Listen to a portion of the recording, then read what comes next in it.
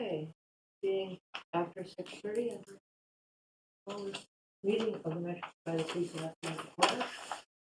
Jeff, Yes. Brian, Yes. Kathy. Yes. And And John? John is here. John is here. Okay. First, I need to say that this meeting is being recorded. Otherwise, I get open meeting complaints, which I don't like. I suppose we should just leap into the business of the night. Will we consider the select board candidates or the general candidates? I honestly don't remember. So, but I think we have everyone here. Everybody's here. So, Email, so I don't think it matters. the email that we were sent said general candidate to go first. Okay. Then I would ask that the general candidates take the front 4 seats. Thank you, Eli. Yes. Have you been a selectman? No, In that never case, been, but I'm not buying to be a selectman. that's okay. Okay. You'd be wonderful, but I know, yeah, thank you very much. Okay.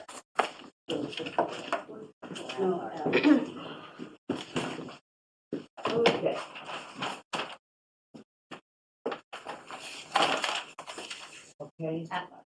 Okay.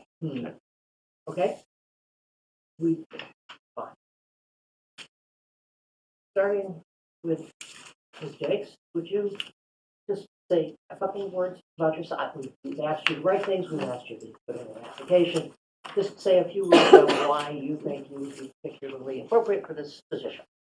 Well, I think that I have experience with working with the town administrator, having been on select board and planning board and been chair of both. The reason I'm not putting my hat in the ring for the select board, but as an at-large, I think that I can bring a lot, but I also feel that those putting their hats in the ring for select board are really fantastic. So You're afraid of the competition. well, I'm not afraid of the competition. I just know them to be superior. They have more experience than I in this. Would you like me to repeat? I'll watch the guy. Jeff, do you have questions for Becky? No, I don't really, because you're more than qualified, so, Thank you. yeah, thank you for, Thank you. When you're on the planning board, PA background, That would have been great. right? So you have no experience without any other TA.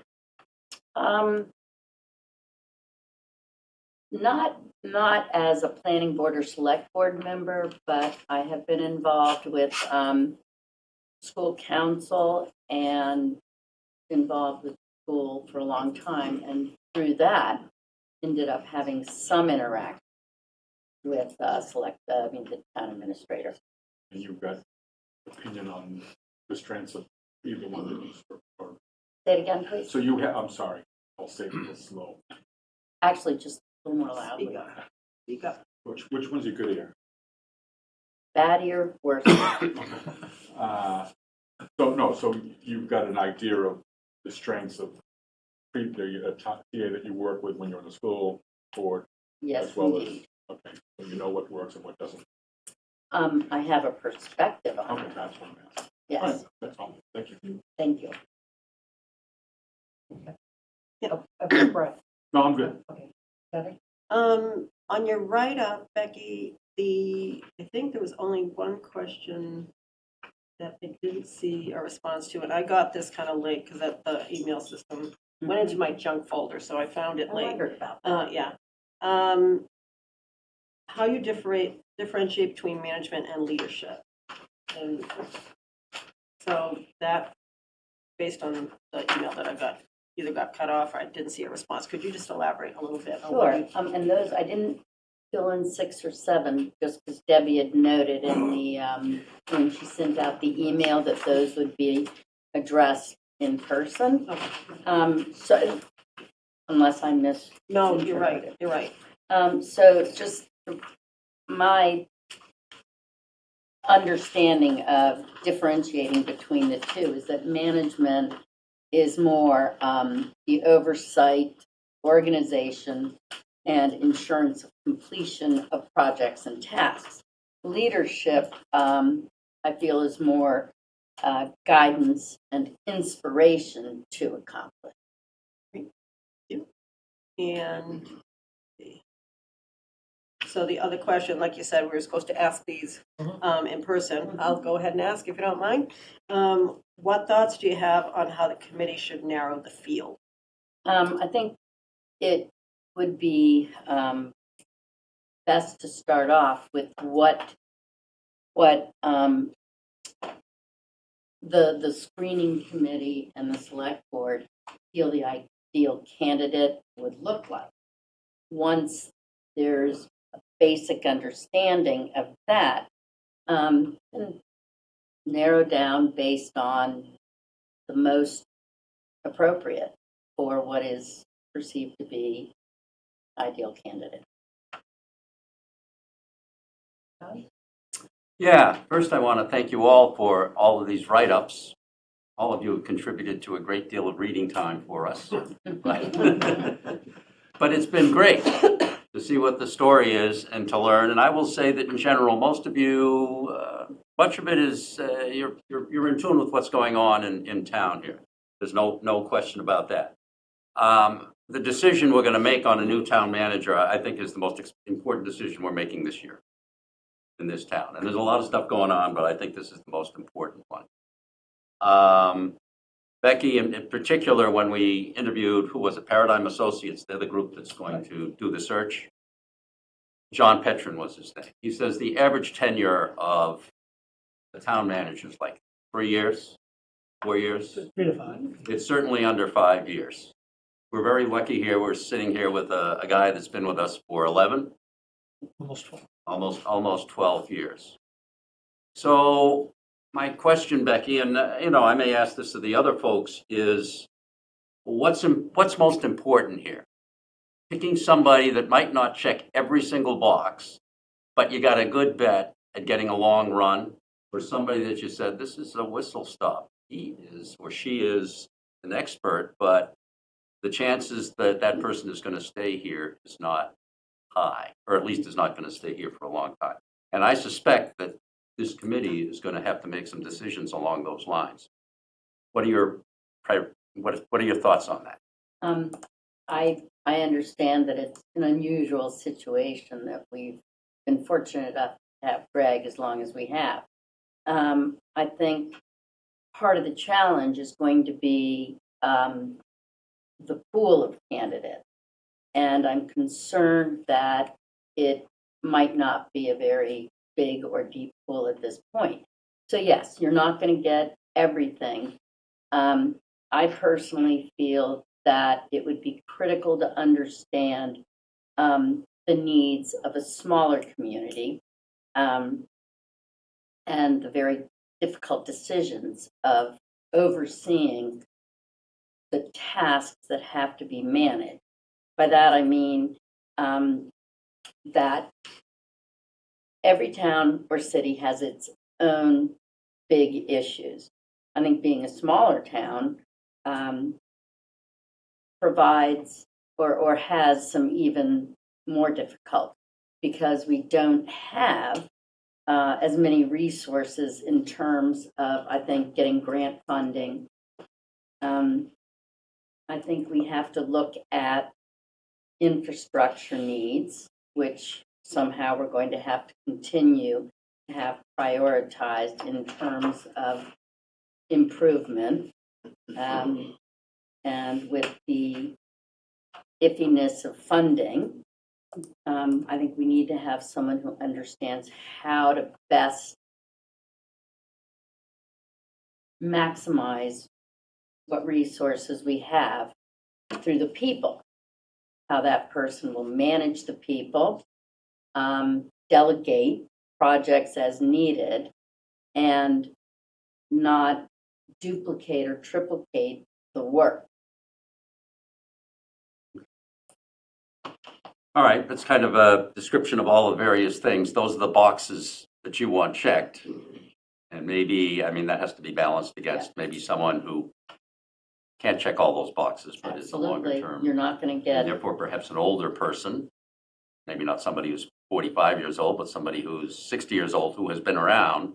But like Greg, when Greg came here, I think he did tell the interviewing group, I plan this to be my last stop. Mhm, So we knew what we were getting. yeah. And I don't necessarily believe that age is going to be the, what's going to distinguish what they know and what they don't know. Sure. I think it depends on where they've been and what they've learned in that, wherever they've been prior. Okay. Thank you. For you, what would be a red flag? Probably someone who's moved around a whole lot in rapid succession. Someone who just doesn't stay more than a couple of years. I think it takes more than that to understand the community for which you're working. So that would be a red flag for me. What, hard to ask for a single most important characteristic, but if you were looking at someone who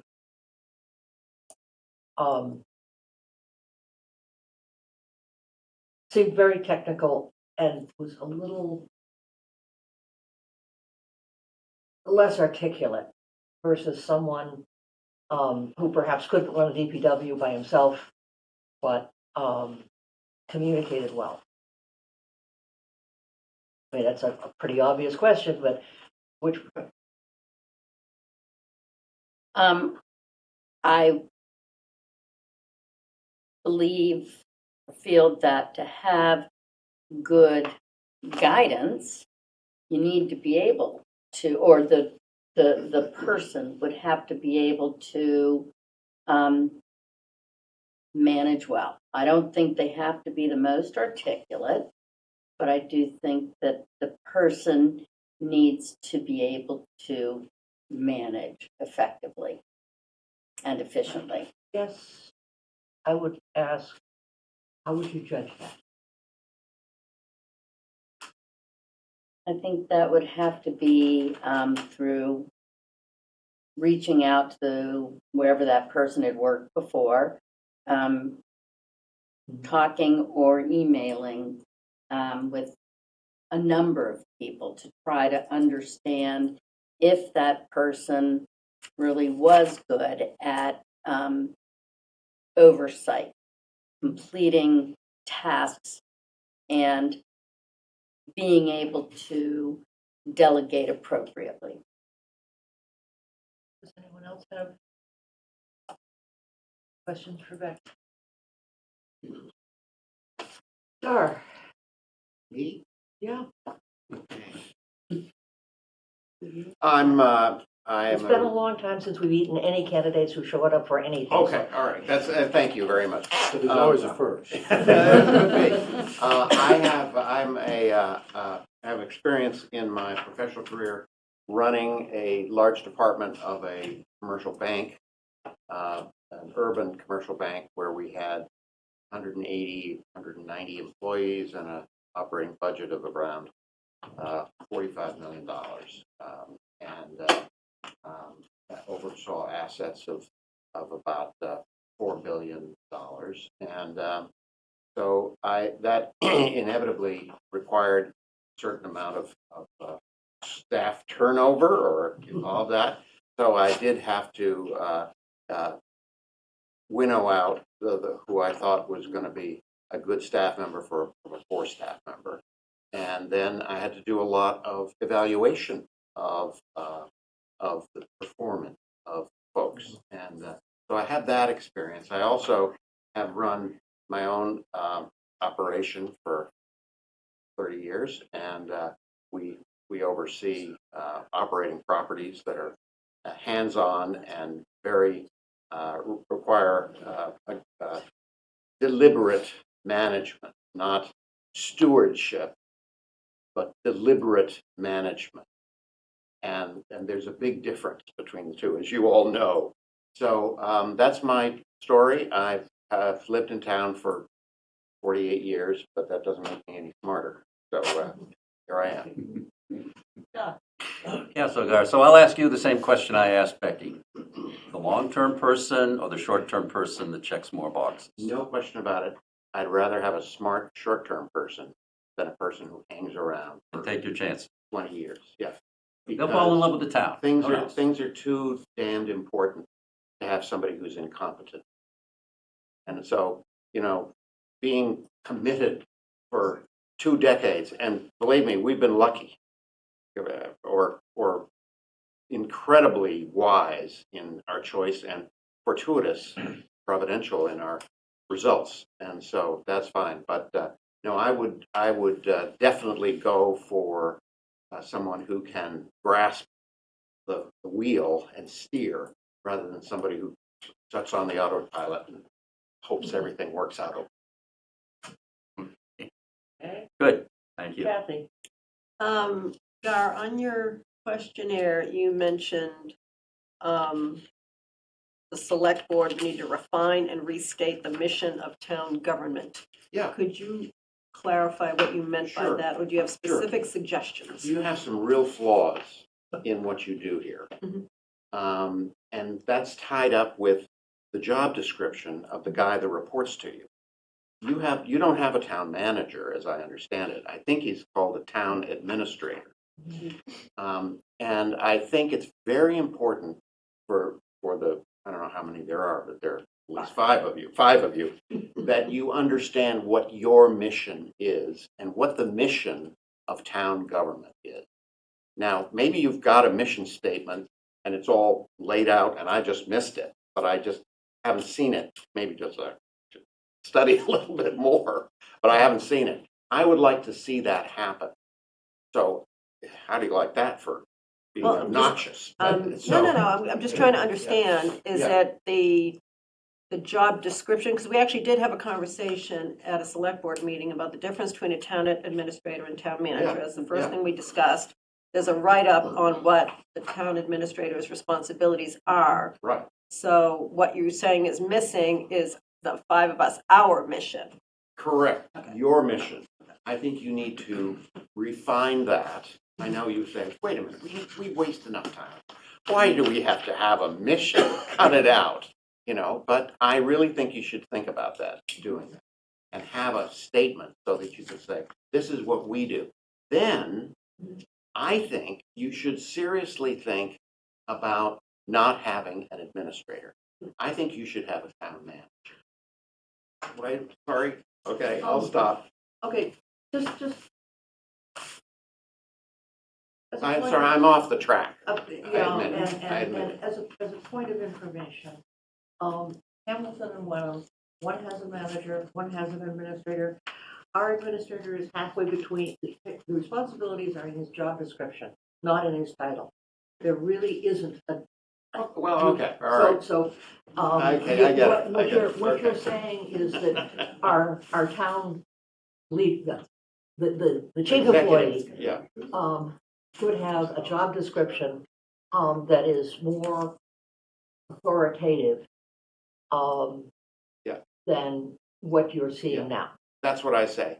And I believe this gets to the management versus leadership question, okay? Look, if you gotta have somebody in this job, you gotta trust them. You can say, oh no, well, we meet weekly or we meet every 2 weeks. He can check with us every time he has to decide whether about 20 paper clips or 100 paper, it isn't gonna work that way. You gotta have somebody you trust. And they're gonna screw up, inevitably. He never has, but,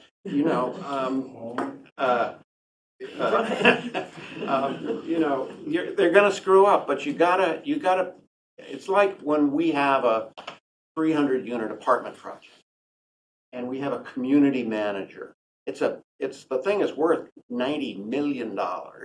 It has a big budget It has 300 families that live upstairs that depend on competence downstairs, and we got a big financial risk of, are we going to release, are people, blah, blah, blah, you know, all this kind of thing. At some point, you have to give him his job description and then review him based on what he's doing. And you have to be willing to say, great, great, C plus, F, great, and actually do it. And he has to be willing to do that with the job descriptions of the Parks and Rec and the DPW and the Health Department and the building inspector, the building inspector, you know, and so forth. And he has to be empowered to fulfill those that kind of stuff. Because if you don't do that, you're not getting what you pay for. And you know, so that sorry. Okay. Kathy, please, I'm sorry. That's I okay. stepped all over you. No. So we deliberated on that, and it is what it is. I know. Last question, again, what thoughts do you have on how the committee should narrow the field down? Well, I think it's pretty simple. I think that references and experience are critical. I think if you get somebody who ran the the small department in Amesbury, he's not going to make it because he doesn't have, or she doesn't have the experience. So experience and references are incredibly important. And you've got to talk not only with the boss that she reported to, but the people who she was serving in her prior job. So that the references almost are the sieve that get out the most of it, if you will. So I'd start there. And then I suggest that you ask each candidate to write. I used to teach English in high school, so I ask that you ask each candidate to write an essay about what they perceive as their job and why they're going to do a good job. Sounds like college, but sorry. Thank you. Okay. They have to fill the whole blue book, or? Yeah, it has to be, in a closed room, they have to have a pencil. Okay. Yeah. No, I just, so what you're more concerned about having continuity is someone who is, okay, as opposed to someone who is surrounding himself with it. Surrounding himself with good people is critical.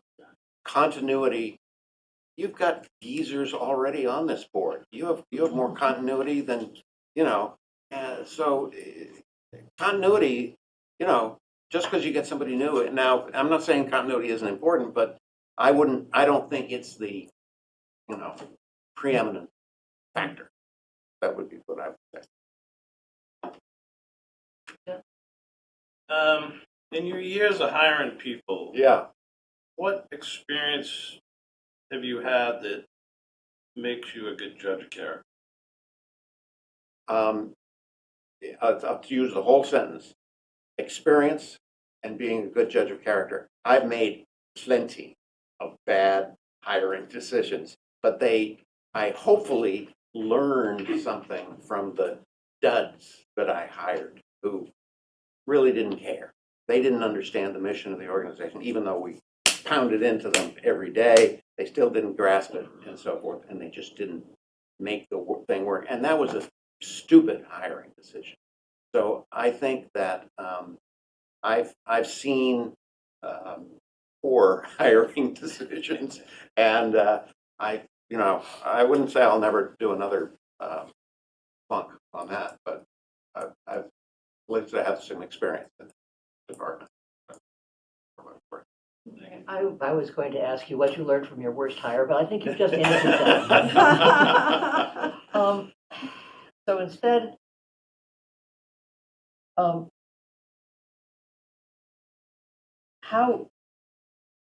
what would you look, if you're looking for somebody who is not likely to be here for long? Yeah. And in that case, I think it would be critical that that person be very good at hiring. How do you find that? What do you look for in a candidate that suggests that he or she will not only be a good manager, but will also be good at hiring people who will Right. carry the burden? Well, obviously, experience and references are critical. I believe the greatest personal characteristic, other than intelligence and energy and integrity, okay, maybe those three, is the willingness to seek and learn from advice. The worst things I've done in my business career, I did when I didn't ask advice from, and I had plenty of smart people I could talk to who were, disinterested. They were great. My mistakes were when I didn't ask for advice. So if I found out that Greg never asked anybody for advice when he had a difficult situation on his hands, I would be disappointed. So that's what I would look for. It's hard. It sounds easy, but it's not easy. Finding advice, especially when you're in an executive position, you have to admit that you're perfect. And, you got to call people up and say, hey, Larry, what would you do? Suppose you were the head of the real estate department of a bank. What would you do when blank happened? That's not always easy to do. So I would look for somebody who maybe I could say to the candidate, tell me 3 people you turn to or have turned to for advice over your 3 jobs you've had in the last 15 years. You don't have to tell me their names, just tell me their characteristics. Well, that's what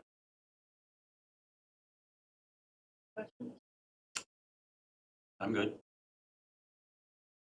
I'd like to say, if I'm not chosen, I'll still help. Please. I'm Dave Korean. I'm definitely a junior to all you guys. Spent a lot of time on the board and stuff. I have some experience with the Board of Health back in the 90s for about 9 years. I was a member and a chair. We hired a registered sanitarian a couple times. Another different position. Nothing crazy. I was on some RFP committees with water and wastewater with Bob Maroney. I got that a heavy engineering background, more for upgrades. But as far as like professional stuff, I'm a hiring manager. I have positions underneath. I hire all the time for more construction related, but still, I hire people all the time for both trade partner as well as administrative. But I do that on a regular basis. Not anything like this type of position, but I think Becky was saying, and we were leading into some stuff, is some of these pools of candidates might be on, might have on the older side, people coming back in, which a lot of experience with that. I'm not all for the young gun and or even staying for a long time, but we're finding that too in my industry. A lot of people coming back in with a lot of good experience, a lot of good advice that you can reach out to, and believe it or not, I'm going to be 60 this year, and they're almost like mentoring me on some stuff, which is kind of it's funny too, because you talk about certain techniques and stuff, even like the hiring stuff, and we talk about what we look for in candidates, and I'm looking for something a little more different than what another gentleman might have done like 10, 15, 20 years ago. But that's all my town knowledge. I haven't been on any select boards. Yeah. I haven't owned any banks. You're smart. Yeah. I don't know. So Been in town a long time. yeah, I've been down. Yeah, I've been in town. I grew up in Boston, but I moved up here about 37 years ago. So I've been around for a little bit. But I thought I'd be able to help out with this type of process. It's type of work I have. I'm in charge. I work at the airport, and basically that's like a big, large town. We have fire, we have police, we have snow removal, we have Massive Public Works. We also have a lot of airplanes, but it's kind of, we do a lot of similar stuff. I kind of, not laugh, you guys do stuff on a small scale, and I look at stuff down and I'm like, probably still some of my responses, my letter, some of the stuff around town, I kind of hope with like certain things. And you're bumping along. I can see that one of the things was resiliency. Doing a little, I guess I have that piece.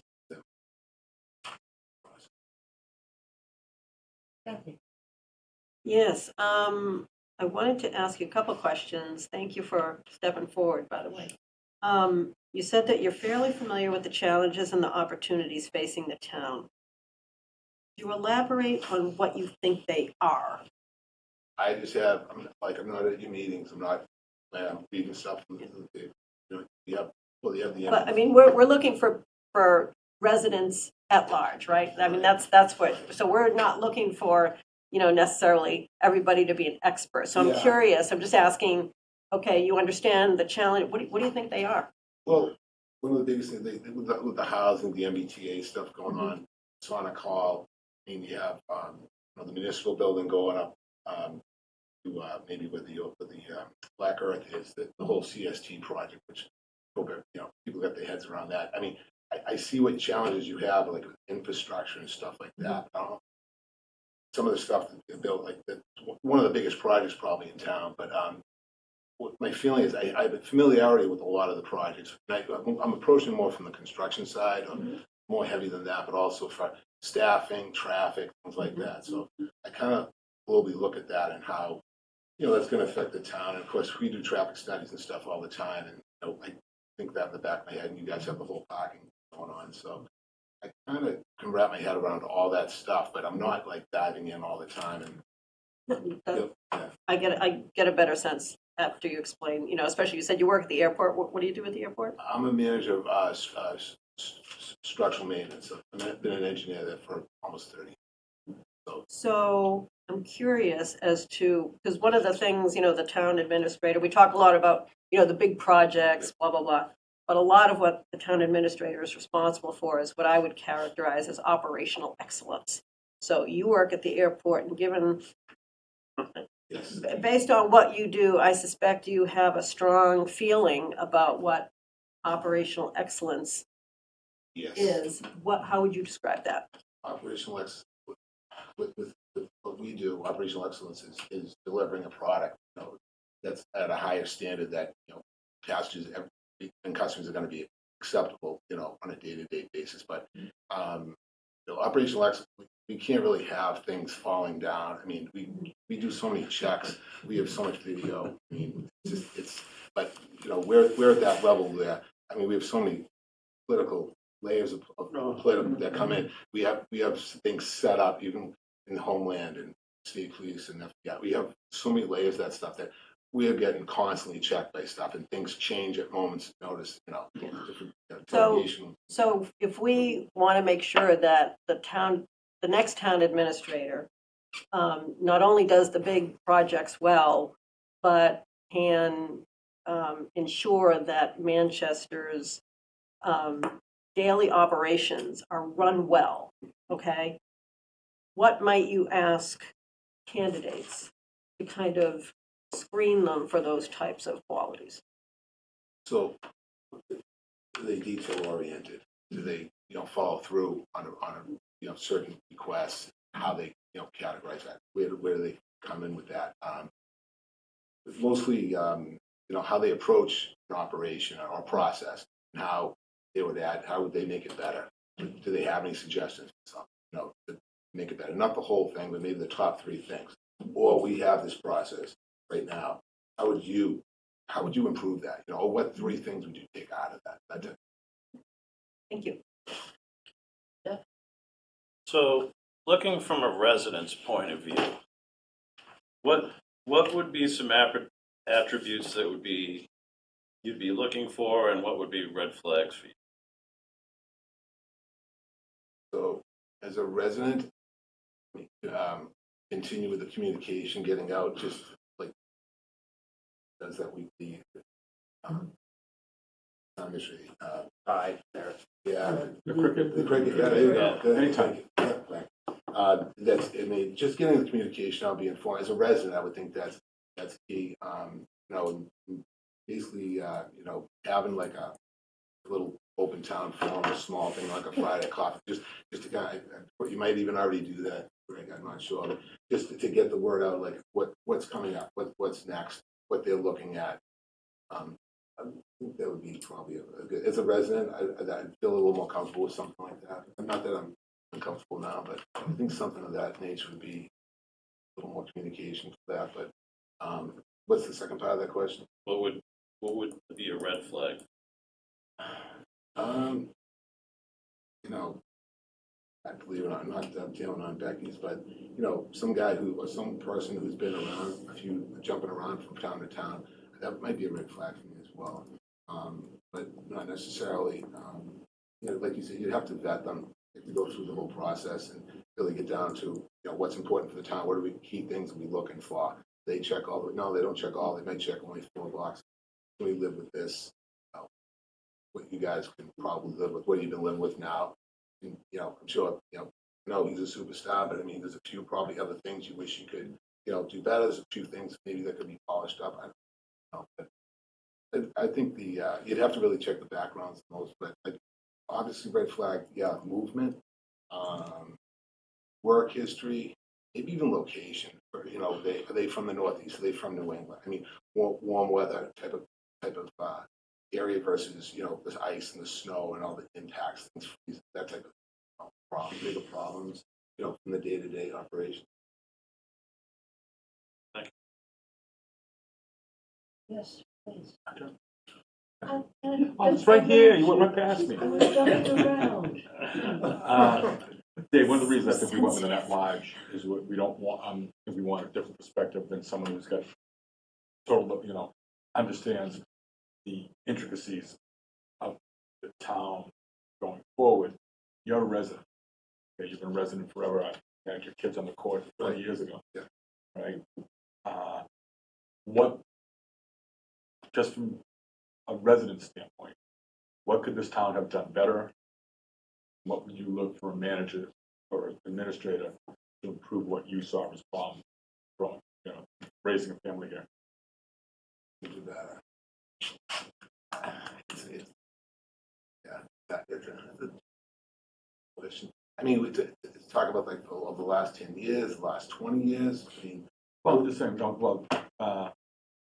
want a resident's perspective of what this town means to you and what you want to convey to the next administrator, if that's the same mission statement you want to say.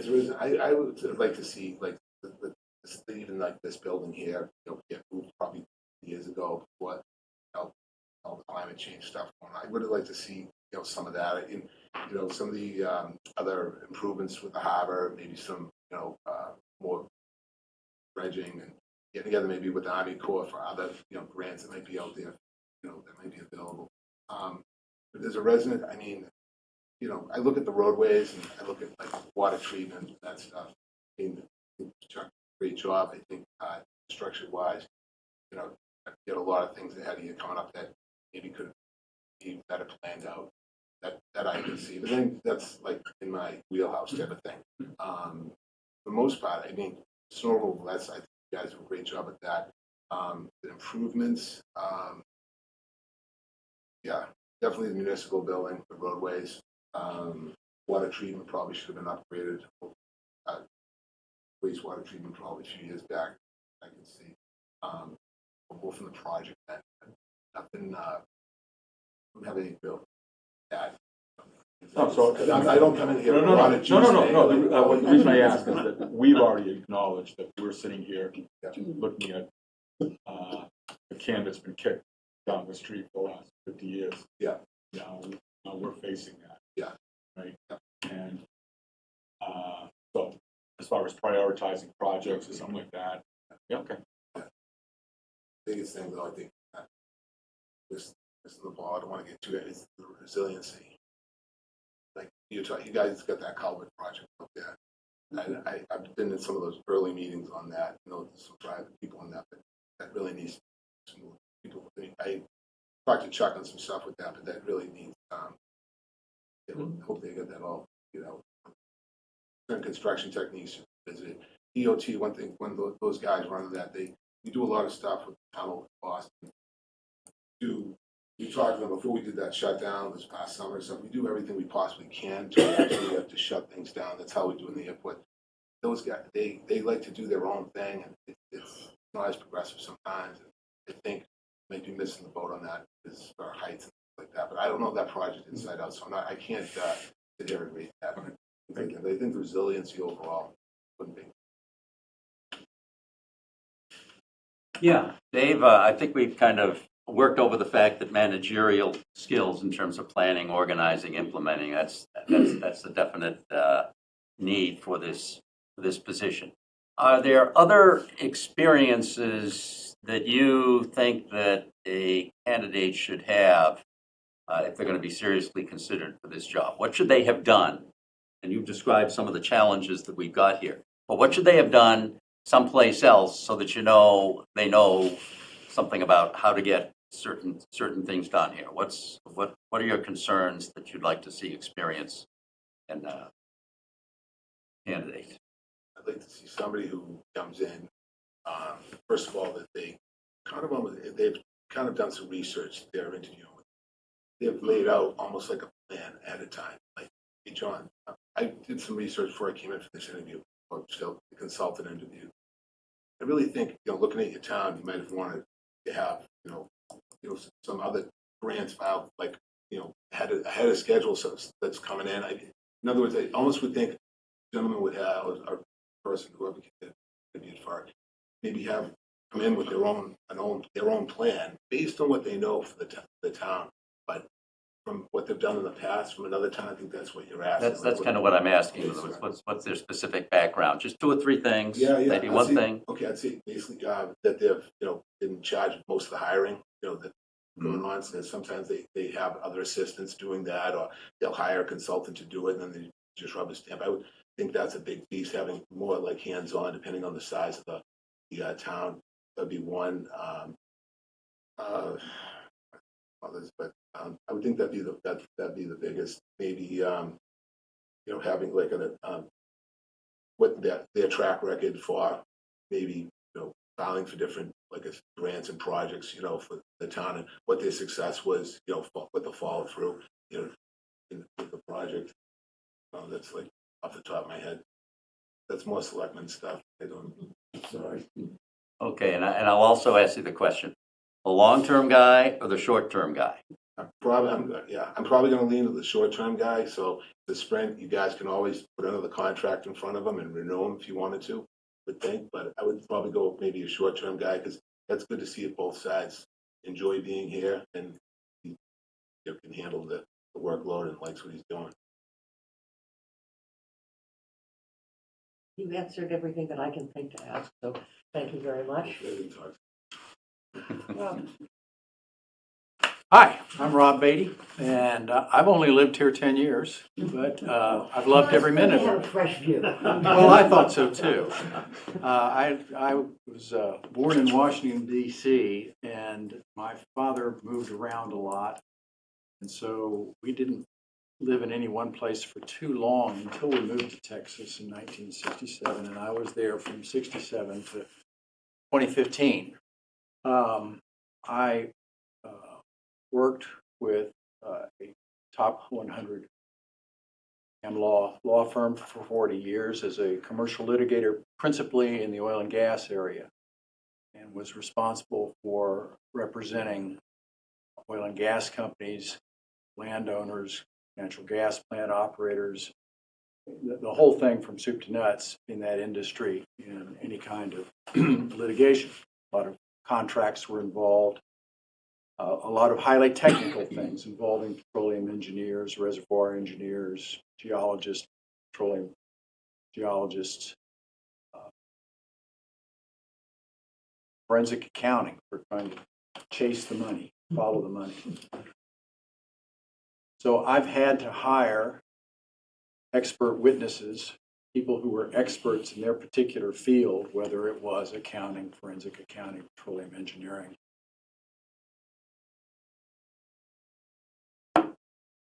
any field of technical endeavor and decide, are they going to be the ones to present my client's case on the technical side to a judge and jury?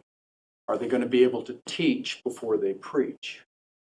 In other words, are they going to be able to explain themselves clearly and communicate in a stepwise basis so that by the time that they are asked to make a decision, they've already come to the conclusion that the expert wanted because they took them through that process step by step rather than coming in, sitting in front of you and saying, here's my credentials and I know all this stuff and I've looked at it and this is the answer.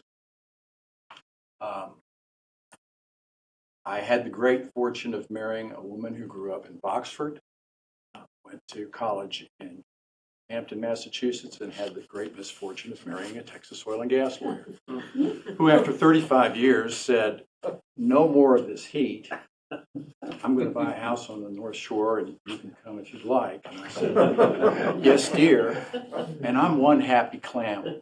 I like winter. Even if I'm cold or shivering, I like 4 seasons instead of 2. Summer and not so hot. I probably wrote as much as if not more than most folks because writing is something that I do. Did a lot of appellate. So I'm a big believer that clear communication is imperative. You should be able to communicate clearly, orally, and in writing, persuasively. Oftentimes it need be in just paint by numbers for people. A good communicator can be a good leader and a good manager. But if you're not a good communicator, I don't believe you can be a good leader or a good manager. So one's ability to communicate is, I think, first. I did a little research trying to figure out where does this office of town administrator come from.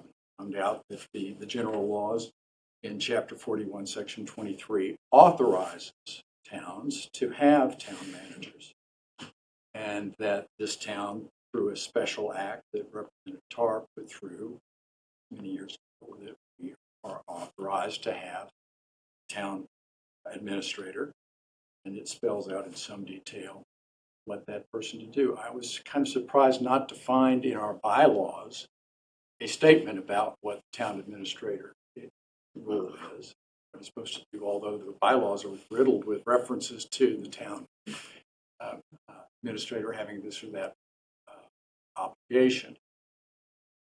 I too agree that you get the best candidate you can and you hire the person. I grew up being a Tom Landry, not Jerry Jones, cowboy fan. and their idea of hiring and scouting was you get the best athlete you can. We'll turn him into the position player he needs. So I'm a big believer in hiring the best person you can at the time. You got to take care of the problems that are on your plate in front of you, and they're very real. They're demanding of your attention right now. Someone has to be able to come in and hit the ground running and deal with those now. Question of leadership, really that comes from your group. You're the board of directors, so to speak. And you set the policy. And you give the instructions, and the executives, Mr. Pettisville, the various board chairs and things like that, are the ones that are supposed to implement. I've had some experience with that, having served now 5 years on the board of assessors, first under Ginny Thompson and then under Michelle Francoforte. And I apologize to Michelle because I mistyped her name and said her name was Michael in my letter. That's what happens when you trust computers to do the spell checking. I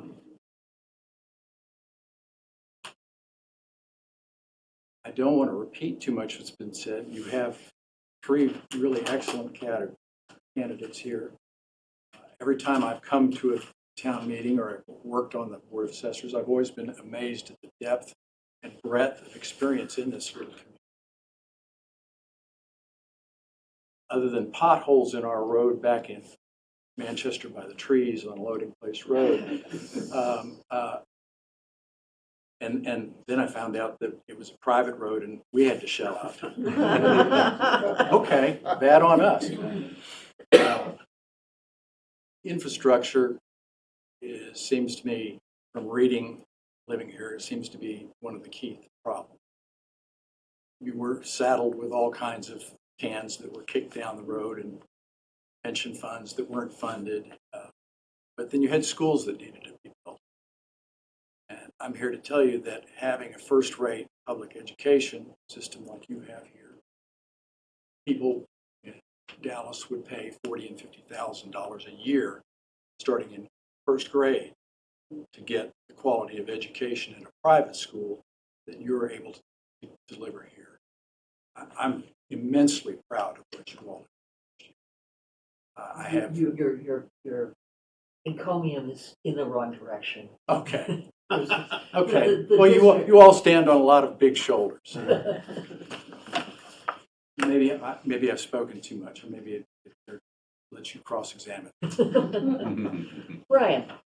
Oh, thank you. I wasn't prepared. I figured not. Thank you, Ian, I'll remember that, too. No, I mean, you're here. I, for one, want to thank you for being the short termer here, so stepping up and wanting to contribute back to the community. And you've answered a couple of questions, my questions already. And so far, I'm satisfied with everything I've read and everything I've heard. I'm good. Yeah, Rob, thanks for the soliloquy there. That was Sorry. good. Covered everything, I think. Got a question about leadership and management. And we've covered management here, dealing with all of the, planning, organizing, implementing activity. And leadership is more associated with inspiring, influencing, motivating people. There are great leaders. There are great managers. There are very few people that are both. Usually someone is stronger in one area than the other. If you're hiring somebody for this position, what's more important? Have a great leader who's a little shaky on, I'm not even saying shaky on management, but which one is the more important characteristic of the two, given the fact that maybe everything else is kind of a wash? Well, I think municipal government presents a different situation than private enterprise. You are stewards, your shareholders are the residents here. That's your taxpayers, and they also are your voters. I think it is incumbent to be delivering effective governance, whether it's from the select board, town administrator, the principal assessor, or the head accountant. I think it's competency in their particular areas and their ability to manage their bailiwick. The leadership, I think, it comes more from you. I see the town administrator as being fulcrum on a teeter-totter, trying to not let one side or the other fall too low. That he or she can manage the people beneath him on the org chart, not in any other way, as a team, and encourage them to work as a team and not to be siloed into little departments. This is all I do, and I'm not really concerned about what else is going on. I get some sense from working on the Board of Assessors, some sense from having been very active in the citizen at what Mr. Furbach and his group at the Manchester Housing Trust was trying to do in terms of affordable housing, and then in terms of what the Board of Health was trying to do in terms of imposing some pretty stringent water qualifications on people like us that have town well. That there's a tendency for some boards to kind of get out of their lane.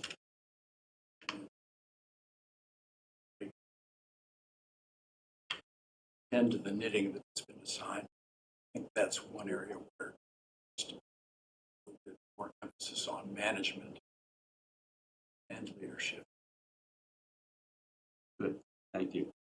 One other question, you mentioned communication, which, in fact, everyone in this room, it was number one or number two in terms of what was required of a town administrator. And there's written communication and oral communication. And you're an attorney, so you're good at both. But, I don't know about that, but. well, not all attorneys are, I know that, but nevertheless, well practiced. Is one particular aspect more important than another for this position? It depends upon who the audience is and at what point in time. And I'm not trying to be like an economist and on this hand and on the other hand with this, five-handed Obviously, economist. you're trying to be like an attorney. Or a diplomat. The town administrator is having to communicate to the community at large, and Greg does a great job of that in the pieces he writes for the Cricket. But on a day-to-day basis, with people inside town hall who need to be motivated or directed, that's where oral communications and the ability to lead through deed and word are very important. So it depends upon which constituency he's having to address it. John, I'm sorry but Okay. that's the way the Fine. chips, I think, fall. Can I ask Greg a question? On any typical day, talk to your point about communication, how much outside correspondence from a very enlightened, engaged community how much time do you think you spend because we do have a very engaged, intelligent, opinionated constituency here. Yep. All right, and so the question for you is, what do you think, how much time do you think you spend on it? Well, so the email inbox overflows. I mean, that's how people communicate most these days in terms of residents. So I could spend my entire day just responding to email. So I can't. There's other things to do. Yeah. So people get a little frustrated with that because I'm not able to respond. No, and again, so that's, to your point of written communication, and because they have an expectation that they want immediate response to. And we have to, and Greg has to prioritize how much is spam. Right. I don't envy him that. And so I think we're looking for an individual is going to come into knowing this in advance. I don't know, this is my first experience in town. Okay, I don't know what it's like in any other town. I don't know what it's Maybe like. Greg does. In any other, well, he's been here since everyone's got an Yeah, email. but in your other assignments, 12, 14 years ago, I think that email wasn't as prevalent. true. Not quite, but I often say you change the names, but the characters are pretty similar. the issues are pretty similar. Okay, in any community. Kicking the can at infrastructure is classic. Okay. The attention is on what's in front of you today, and it's really hard to get people to focus on the 20, 30 year time horizon. Okay. Oh, that's all. Thank you. In your the background information that you sent, you mentioned the variety of types of individuals or roles that you had to interview for. So when specifically interviewing for this, have you had to interview for this type of operational leadership role? And if so, how, or if not, how would you go about assessing the candidates' qualifications for this particular type of management role? I have not had that kind of. But one of the nice things about being a trial lawyer, having to pick up whatever the file is there, you become your own expert in something very quickly by trying to read up on it. But again, you and Paradigm are going to provide the rubric, the set of guidelines by which we are to evaluate potential candidates. We're not going to be making that up on our own. At least I hope not. Well, I guess what I'm trying to get at is yes, we have a job description and a set of expectations for the next town administrator, and I'm trying to understand how you're going to elicit the types of responses that will tell you whether or not this person is qualified to be screened into the next round. Oh, I think just by asking open-ended questions about his or her experience in doing a particular job. It is when people talk to you that you can judge whether they understand what it is they're talking about, whether they're speaking with confidence and authority, or whether they're making it up as they go along. To Gara's point, filling up a blue book with a bunch of words and hoping something sticks.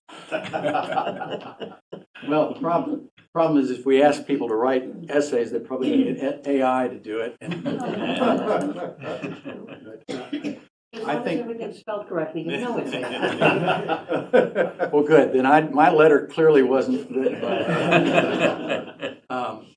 I think there's nothing beats just talking to someone face to face, looking them in the eye, asking them an open-ended question where they have to respond.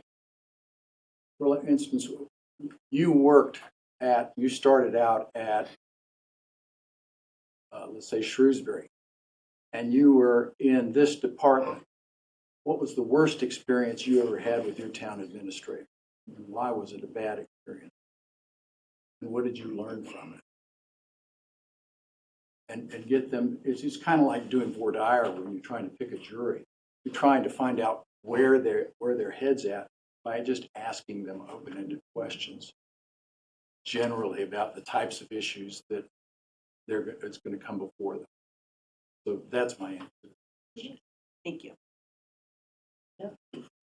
I guess this will be a little bit of a repeat question, but, so I agree, communication, we covered that, and that's obviously important, but looking from a resident side, what certain things do you think are important to residents?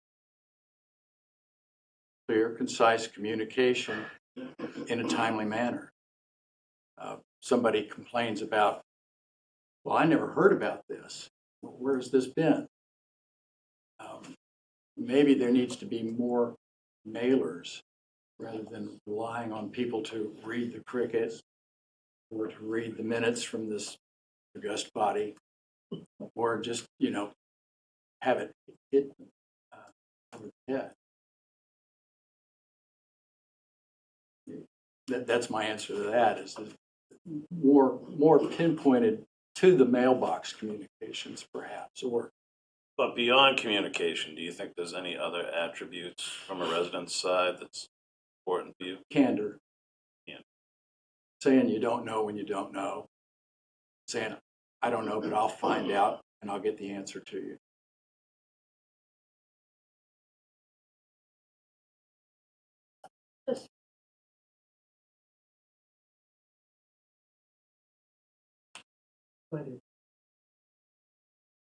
It frightens me when they sigh. Sorry. That's good. I wish I got to use the Sigh. ability to sigh. Terrifying in that way. Yes, I've heard. I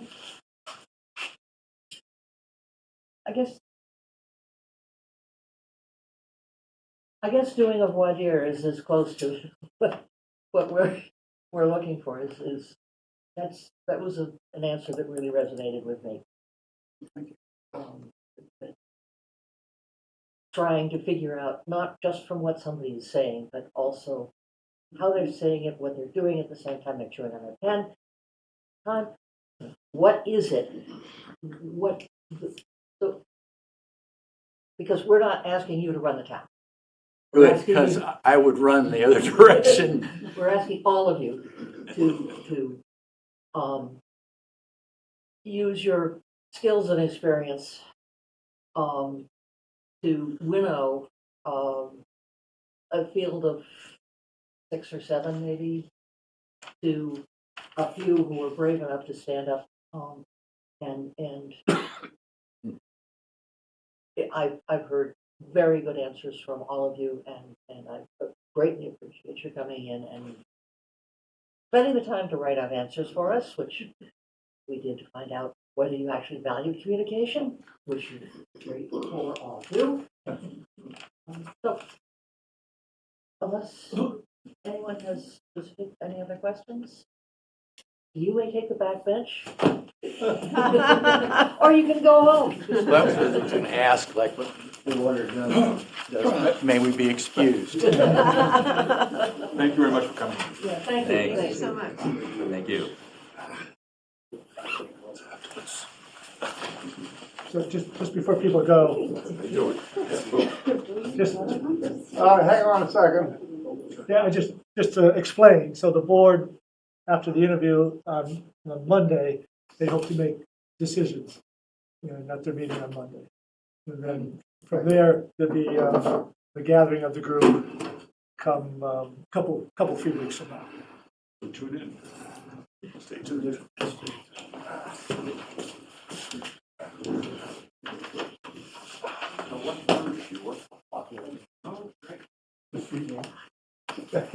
Yeah. Let us start from the other end. Lee. Lee Spence. I'm been in the town for 55 years, which I found really strange when I didn't realize You it was moved quite. here when you were two. Basically, yes.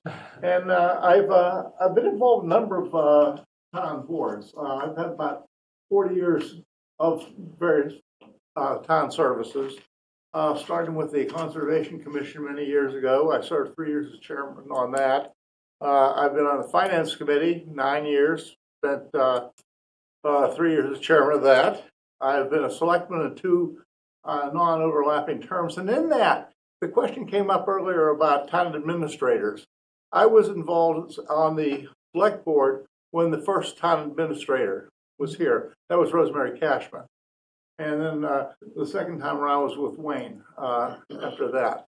But so I've seen that going. And the gentleman made the point about the Town Administrator Act. Yes, that's true. I looked for that on the website and I couldn't find it. But there is something in the general laws, and I found that I do not know how to search the general laws, but I know that it is out there. And there's also somewhere in this a description of the duties of the selectmen. So that maybe should be more prominent in the site. I've also was involved in the one of the committees that interviewed and made recommendations for the new harbor master. We got buy-in. I was involved in that. Professionally, I've done a lot of interviewing, typically students to master's and PhD levels, but I've done some others. And I guess those are the major things I wanted to cover for this. Okay, John. Yeah, Lee, thank you. I think we met, a year or two ago. I recognized your name, but I know I met you not too far back. Yes. So all of the people here, all of you folks are pretty familiar with the town issues and the challenges, et cetera. So I'd ask you,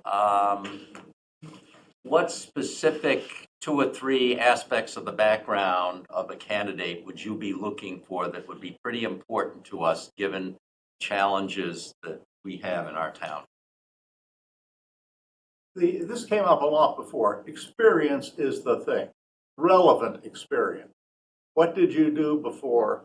And then to try it. It's very hard to get a sense of some of these other things like leadership capability and whatever, but to understand the roles they had. What did you do? What level did you do it? Those are the main things I'd be looking for. I find in interviewing a very useful thing is I don't go to the questions like, Brian, tell me what you learned the last 3 times you were in jail. Keep your back to the wall. I just find a conversational style with the candidates. Just start to talk about, what did you do? Where have you, what have you been? And this can lead to discussion of challenges, accomplishments, what were the big problems in the towns, or I assume it's town people we're going to be seeing in these roles, but maybe not. I think I would hope the consultant does a fairly good job of getting candidates at least have a chance, that get some quality out of that and get the ones that out of the way. 'Cause I've seen that happen before. They do a good selection on this. And I guess the question I asked before, short-term guy versus long-term guy. Yeah, that question sort of puzzled me because does someone put in their resume, I'm going to be here for 2 years? I don't know that that's the thing. I think you can make an argument for both things. Now, don't we have a contract with the selectmen? Were you here? That's not the concern. You just have to look at the profile of the person and say, you think this person is going to stick around? Oh, well, in that sense, yes. Or do you think this person is going to be here for a long time? And there are a lot of different factors that go into that. And I'm just saying, if you look at these two applicants and you make that judgment, which one do you pick? I would definitely go long term. That's just because then we don't have to do. Well, we're used to this that. Exercise too many times. Yeah, we've had pretty good luck with that. Yeah, we don't want to sit here again in 3 years. That's the key. Okay, good. Thank you. That's right. Kathy. Just wanted to, first of all, very nice to meet you, and I'm not sure that we really met. Briefly once a town meeting. Yeah, but- briefly yes. once. Yeah, that's right, you came up and introduced yourself. Just to pull on that thread a little bit that John mentioned, given the choice of a strong performer who might only be here, 5 years, versus a mediocre performer who might be here for a little longer, that's still your answer? You'd rather have someone here a little bit longer? I would rather have and- a strong performer. I mean, I think that's, if you have someone that's going to be around 3 years, 5 years, they're going to be able to do things for the town. And mediocre, you'd have to get into the questions about, well, what strengths do they think they don't have? Is it a leadership of the town departments? Is it the ability to communicate in writing? Is it the ability to keep articles? And I don't want to put words in your mouth because I just assumed that when you were comparing a long time, suggesting that someone might only be here for a short term or someone might only be here for a longer term, if they were both outstanding performers or you thought they were going to be, you'd certainly pick the one who would be here the longest. Okay, let me clarify Yeah. the definition there. Well, When let I me s- ask my, Go ahead. Go back. I wanted to clarify what my question was, because we had this conversation when we hired our fire chief, okay? And I'm happy with the way that worked out, I'll just say that. So, so that, I think I got my question answered on that. Regarding the other information that you sent in, when it comes to the former select board members, I'm always interested in understanding how you will assess a candidate's qualifications to deal with the municipal finances. Okay, so there's the project stuff, and then there's the operations. And although we have to vote line by line at town meeting, that's not how you plan. So I'm curious as to how you would elicit the qualifications of somebody to do the most they can with the tax dollars that they are given. I thing I would look for there is some experience in fiscal management. This would be a light position in another town. And basically, the financial problem in Manchester is quite simple. We ain't got enough money. and no, that's sort of facetious, but it's the select board, the finance committee, the school committee, the department heads get together, and then we start to juggle things around. Oh no, by the way, a water main broke. Major water main that took another $1 million. So it's we can plan, but it's not. There are a lot of surprises in that. But as far as judging the people, it just goes back to what experience do they have? How do they talk about these things? How they talk about it, that's how you would assess their qualifications. If there's experience to that's even better. Thank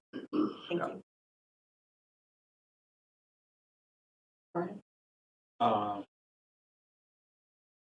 How important is it to you? We have a unique geography. Unique, okay, we have to deal with coastal issues, climate change, resiliency. Is it important to find someone who's got some understanding and experience with that? Or someone who's coming in from, I don't know, Ludlow?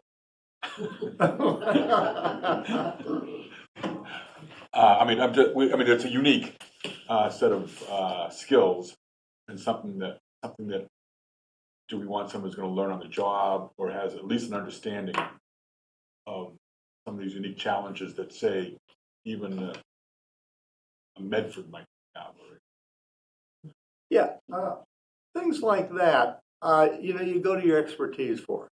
You go to your consultants for it. I heard it once said, and I don't know whether I agree with it or not, that the best manager is second best at everything. So, and that's where you go to your consultants to get things.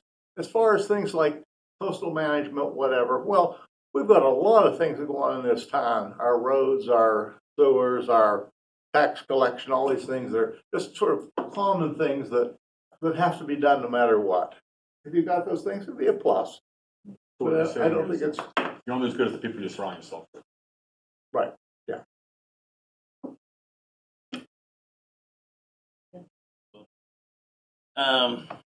So an administrator has to wear a ton of hats, obviously. So what do you think are things that, we're not going to find somebody is the best at everything, but what are some things you think we can work with someone on, and what are some must-haves coming in the door?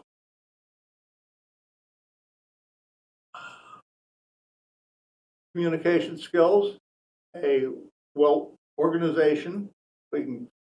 If you can ferret that out in an interview, the ability to organize things.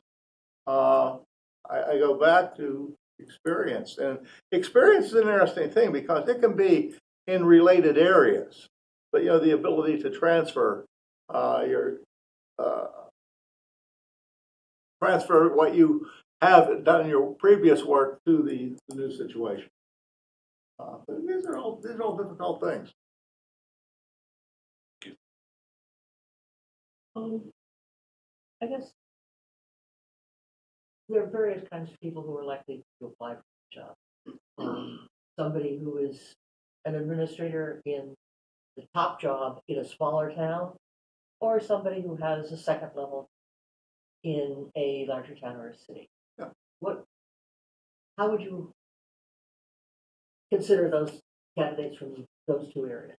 Someone who's done it all, someone who's done some of it, but in a bigger place.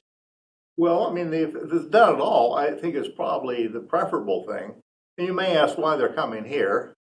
And then There aren't many places smaller than here. yeah, well, no, I mean, they've done it all in a big place. That's No, I'm trying to say someone who's done it all in a smaller town, in a smaller place. Somebody who's been administrator in a small town versus somebody who has been an assistant in a... I think it depends on the person. I really do. I don't. You might prefer someone who has been in the actual administrator, but there are people that, for various reasons, are not the administrator. Mm-hmm. I can think of one of my kids is in a position where she's a deputy, and she knows the director is never going to retire before, till she does. So it's like there's no way to. But that's the kind of person you might want to get into that's the person you prefer over maybe someone that had actual administrative experience, the direct administration experience.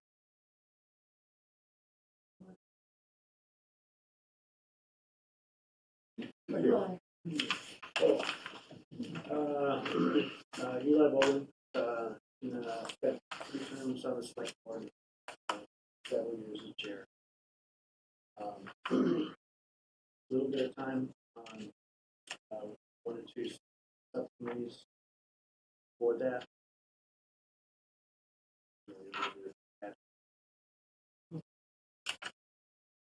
That's been my experience within, spent a lot of time hanging around school committee, finance committee prior to joining the select board. By vocation, I'm a software engineer. More limited management roles, software career business.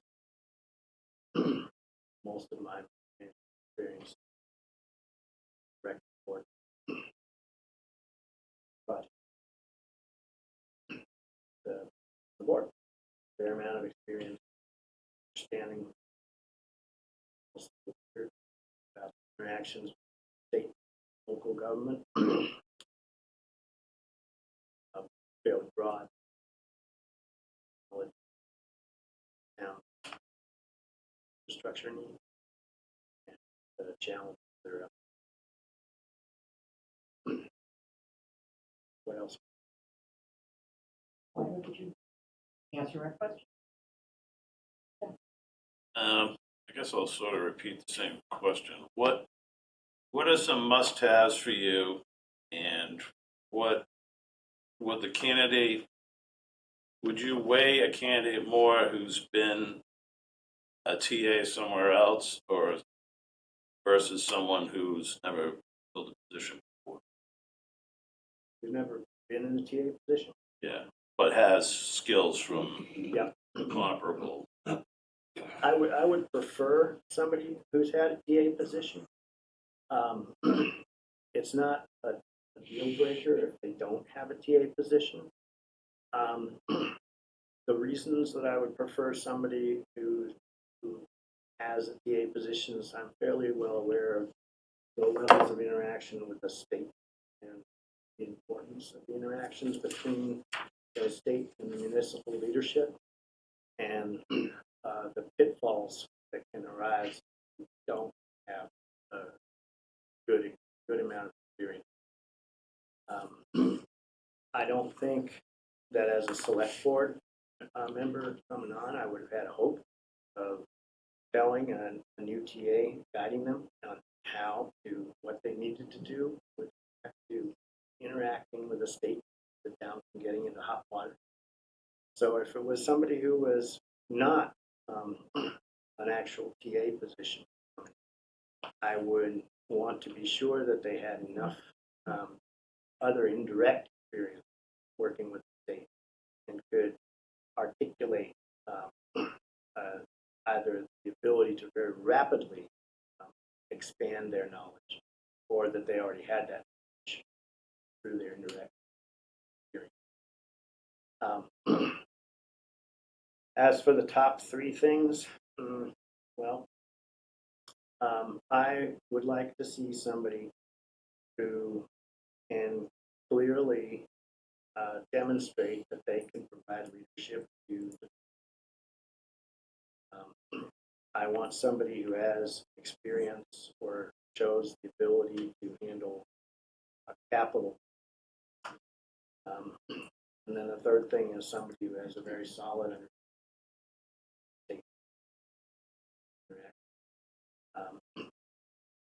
operational budget management. Fourth item, it's important. I think the capital planning side is in many respects a little bit challenging, requires a little more finesse. And so those would be the top three and four. Thank you.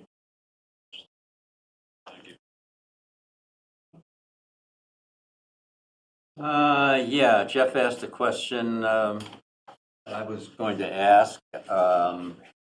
Stealing people's. Also, how critical is background, say, dealing with regional school districts? For instance. I'll give you 2 minutes. Super town meetings. So, And whether that makes the list or not. yeah, it does. So that and one other thing. I mean, your ability to deal with neighboring communities, neighboring growing towns that have interlacing both any place where there's a regional, where there's mutual aid, where you have a shared resource. School district is definitely a challenge. We spent a fair amount of time working pretty closely with Essex to try to align our long-term, we're all on the same page. So it was important for time Greg to take the belt, this counterpart Essex, try to manage the issue. But Essex's leadership therefore what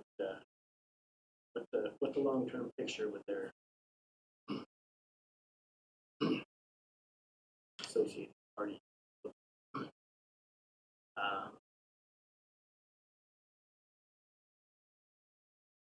It's going to be a challenge.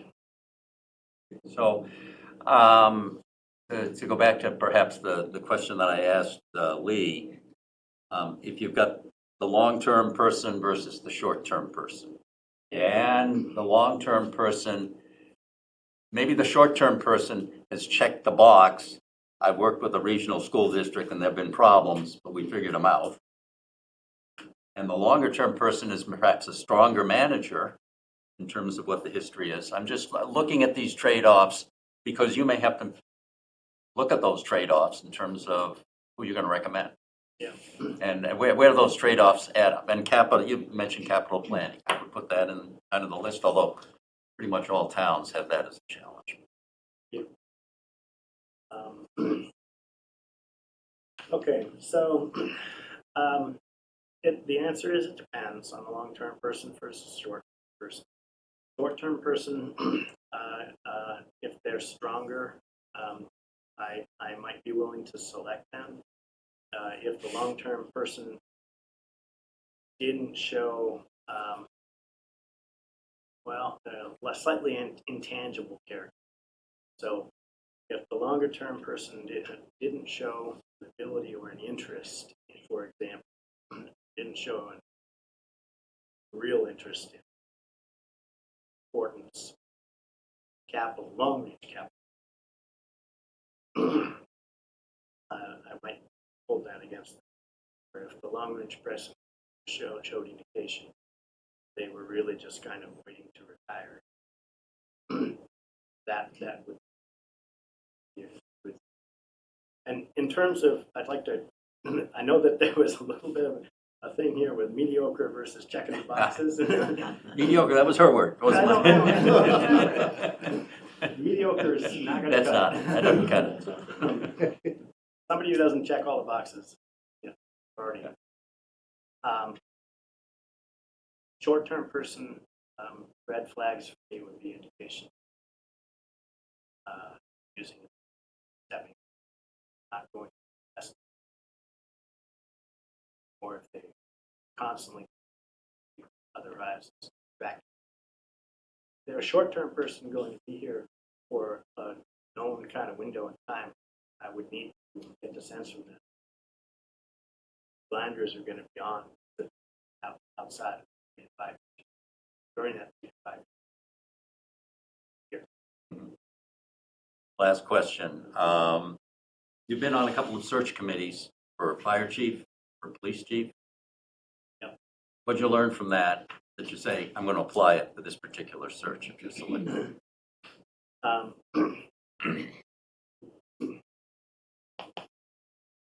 Well, I learned a little bit about the short-term versus long-term thing. I learned quite a bit about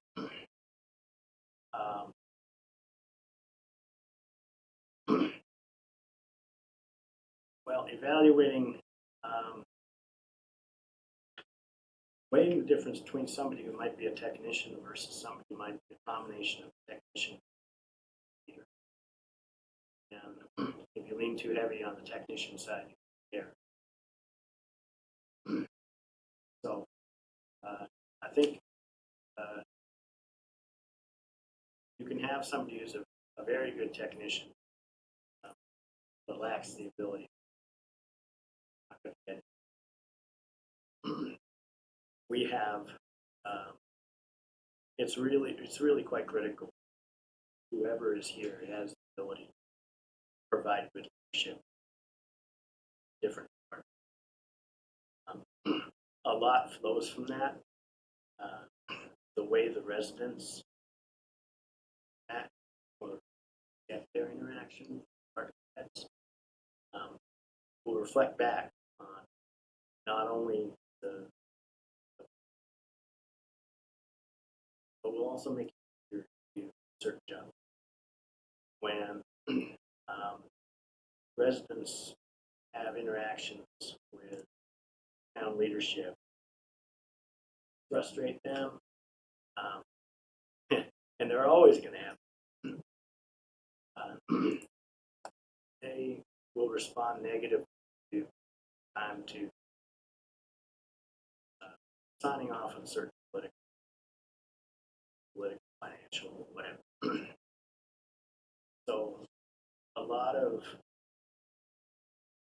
what will make your job, political job, easy will be how well the town administrator lead the department and set the example for.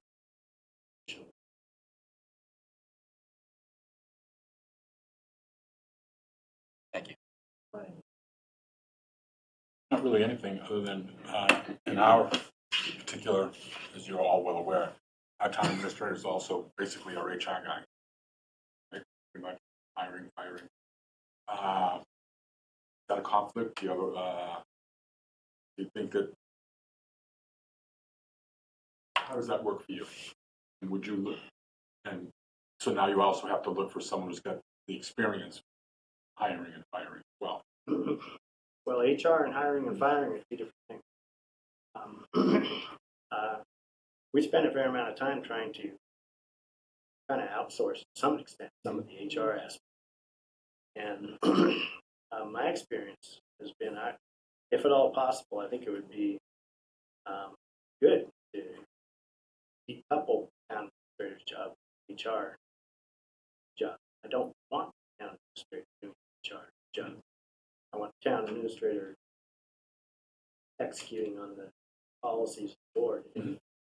Now, the board doesn't deal with HR. A lot of companies, they start up, will actually hire an outside HR firm to do their HR because it's pretty well defined. And it's better if you have an HR professional doing it. No, not good, because I know that saddles a lot of, or some of your time. Could be used also answering email. Yeah, well, we tried a bunch of times. Other than that, I'm So let me ask, because I think most of the questions, I think you did a great job answering them on the email, and then, the other folks here have asked good questions. I have a question about our culture, because when hiring, right, like you mentioned, there's the technical aspect of hiring a person with the right qualifications, skills, competencies, et cetera. But then typically, especially for leadership roles, you like to kind of assess cultural fit, okay? So how might you, if you were part of the screening committee, try and assess the cultural fit of a candidate? So when you say cultural fit, you mean somebody who understands the culture of the town? Mm-hmm. Well, yeah, that's probably a better way of putting it. Someone who is culturally aware. Let's say, maybe I'll say it that way, right? But sure. When you become a leader, you become part of an organization, and you become part of that community. So you become part of the culture. And so there's a fit, typically. And that doesn't mean that, I don't mean to say that there's a particular type of person we want to hire, but you want to make sure that the person can leverage their skills and competencies in a way that will be effective for the town. And generally, people will enjoy having them around. So given that broader explanation, how would you assess that person Yeah. during the process? All right, well,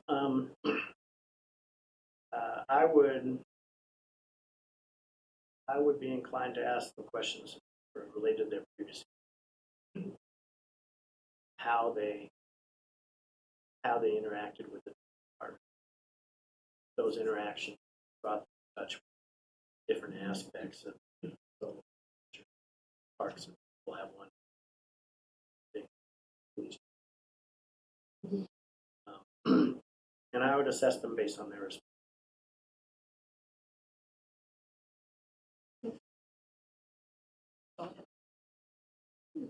Hypothetical. What happens if you talk to the candidates who've been presented to you, and none of them really, they check the boxes. I don't know whether there's something in the search process that would allow us to stop, try again, but. Of course. You always have that option. Sure there is. Yeah. So in other words, Stand none on of them are really that great. Yeah. You chain him to his desk and you take It's all about the money. It's all about the money. Wow, so it's established this now. Yeah, if you're looking at that, you've got an interim town administrator, beg, borrow, and steal, see if he would extend a contract temporarily until you get extended. But you don't take. The best of what's available. There's never going to be a good outcome. You're going to suffer for your contract. It's going to be terrible outset. All capital planning.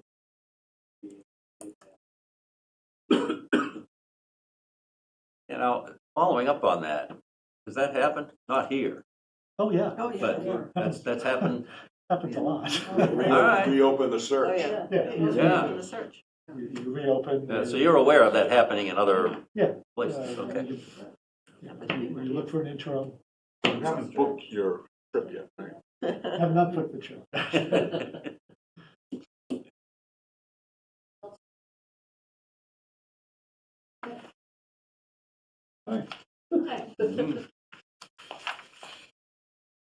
I'm Jeff Plummer Turner.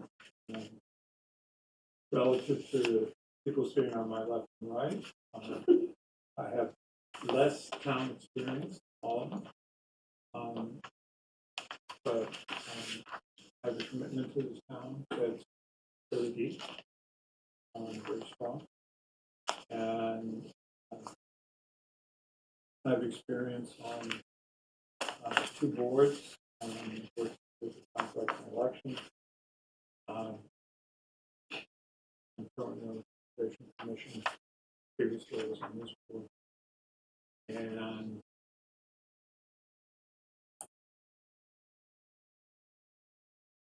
my background and experience in hiring, I worked on the Chief of Police Screening Committee.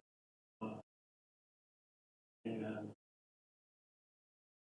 I've worked, had my own business, hired my own business. It was a relatively small business compared to what Carl was talking about. But nevertheless, I had to make some decisions.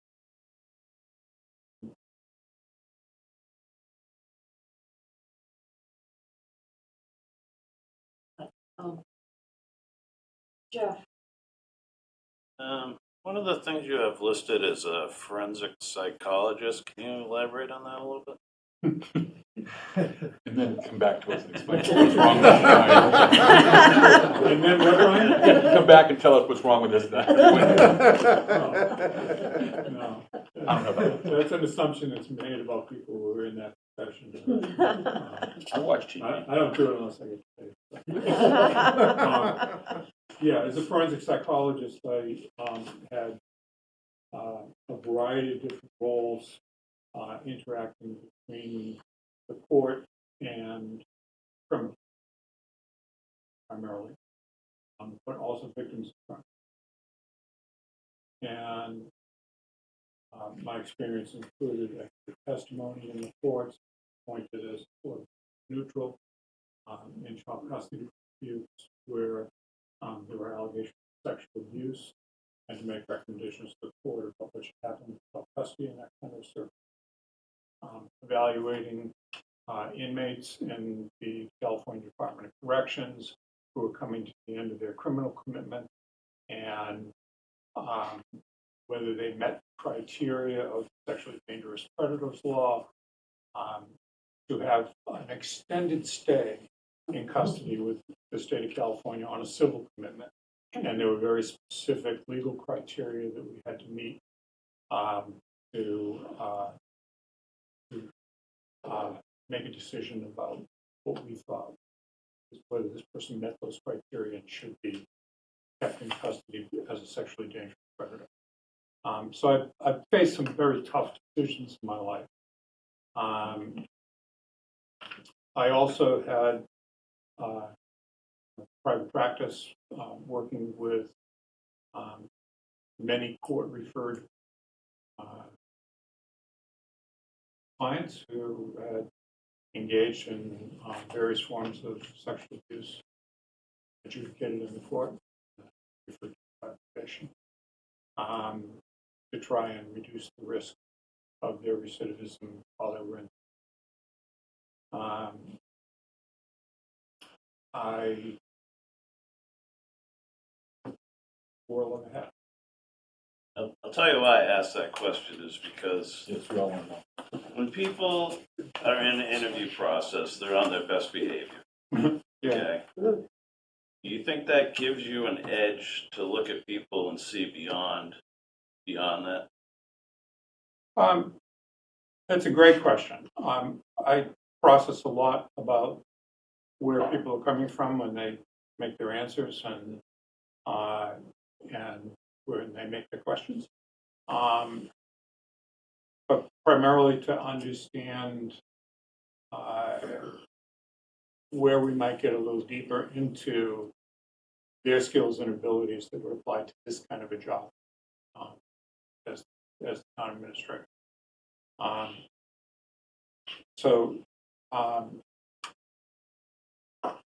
Yeah, I've got a lot of skills in those areas. I've got skills in group facilitation because whatever the group is, 2 of the 4 of us, and I don't know how many of the previous group that does this screening, we're going to have to be able to communicate with each other and all the things that we're asking of the TA candidate. I think it's important to be able to help to support the task of the group so we stay on task and we get focused on what the needs are of the town with each of the candidates that we're interviewing. So, yeah, I think I have some of those skills that are useful to the process. Thank you. You were part of the district community, school district community. I was part of the school district community for almost 20 years. Yes. So, as you're aware, and it was brought up before, probably one of the biggest, the big white elephant in the room is going to be the school budget and how it impacts. Of course, it's going to blow up in everyone's face the next year or 2. And so the question is, but yeah, okay. Before. It's going to get ugly. But so the candidate we're looking for, you'll be looking for us, is someone who's has a good understanding of school finances, budgeting, staffing, I think is important, you know, administrative versus the teaching. Is that something that you would agree with? And can you prioritize that? I certainly think it's a priority in terms of the challenges that face the town and the regional agreement for investors. I had the unique opportunity to work for 2 years in Manchester Elementary, Manchester Memorial, and then 18 years over in Essex Elementary. So I've seen both sides of that equation. I also served for 5 years as the president of MEDA, the Manchester Essex Teachers Association, and was involved in contract negotiations with the superintendent of schools and school committee.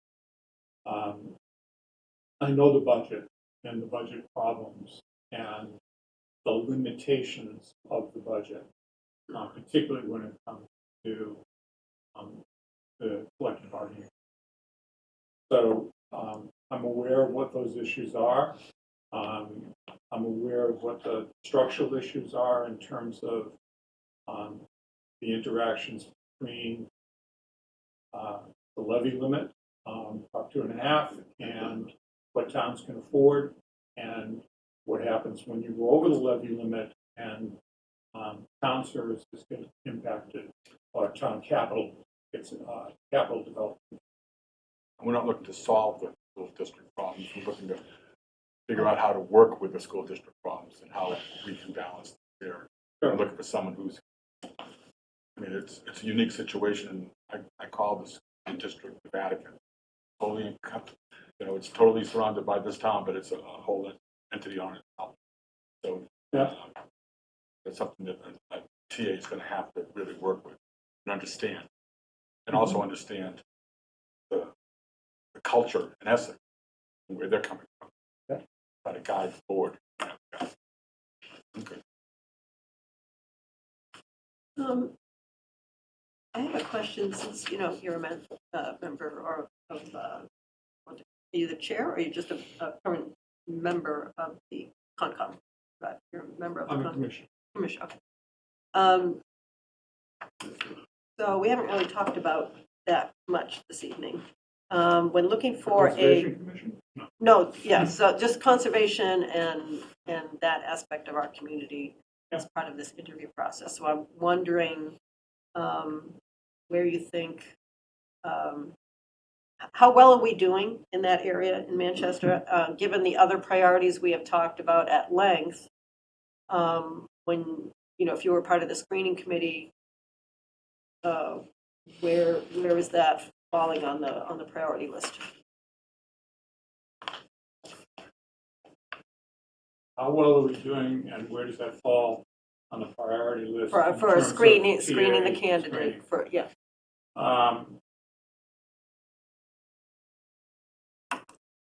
There are challenges in terms of land use in this town that come up all the time before the decision. And the limitations that get placed on various applications use to a property. Where does that fall in terms of the priorities of the town? Pretty low. When it comes to my time on the Conservation Commission, I've been very particularly involved in looking at the issues related to the Western Woods and whether there's an emphasis in terms of the policies of the town towards conserving the Western Woods or developing, or allowing some development. Where does that fall in this process of the town administrator? I'd say it was a fairly low priority. It's a very high priority to me personally, but it's a very low priority within the town. And much higher priorities would include facilities development,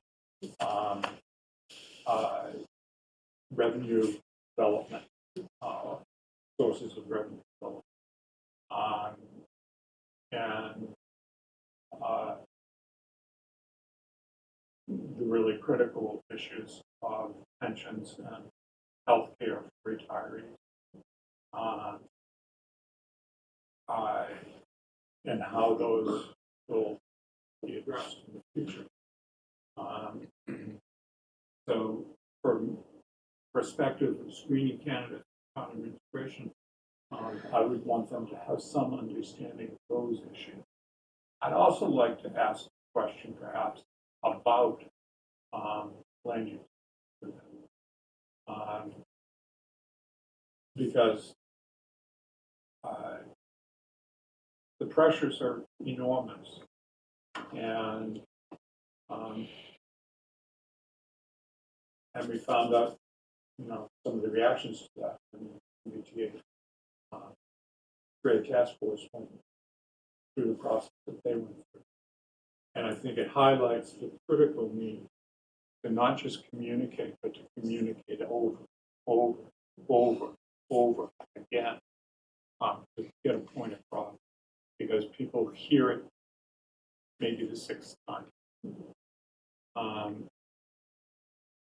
So I hope that is responsive to what you're asking, but Yep. I have a personal interest in it. It's not my overriding priority being in this group as a screener for PA, because I think that we got bigger fish to fry. Although that's very big fish. It's in the back of the truck stinking. One more question. I think you mentioned that you were on the. Don't get me on beavers.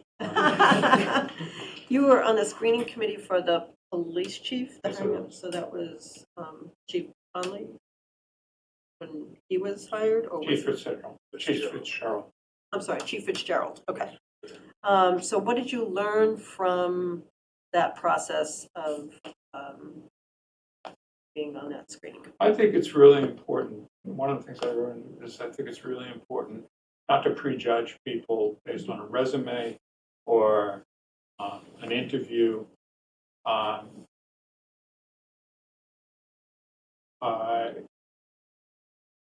There's a lot to learn about how a candidate goes through the process of being interviewed.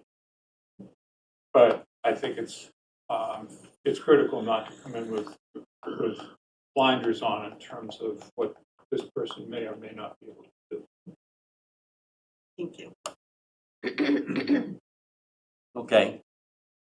Here's a topic that hasn't come up today. Oh, Housing. Thanks, John. Housing. You put it fairly high on your list in terms of town concerns or issues that we need to deal with. And I want to know your feeling about how important that is in terms of the background of a candidate you would consider, in terms of that person's background. I don't know whether it would be planning board at some point or whatever, what you would look for a town manager to put that fairly high as something he or she would look at in working. I think a lot of people have a perspective of Manchester by the Sea as being this very wealthy community that is a very exclusively wealthy community. And the fact of the matter is that it's a very diverse community, and we're squeezing out that a lot of people. Very sad to see Bruce and Beth Heisey leaving town, but they can't afford to live here.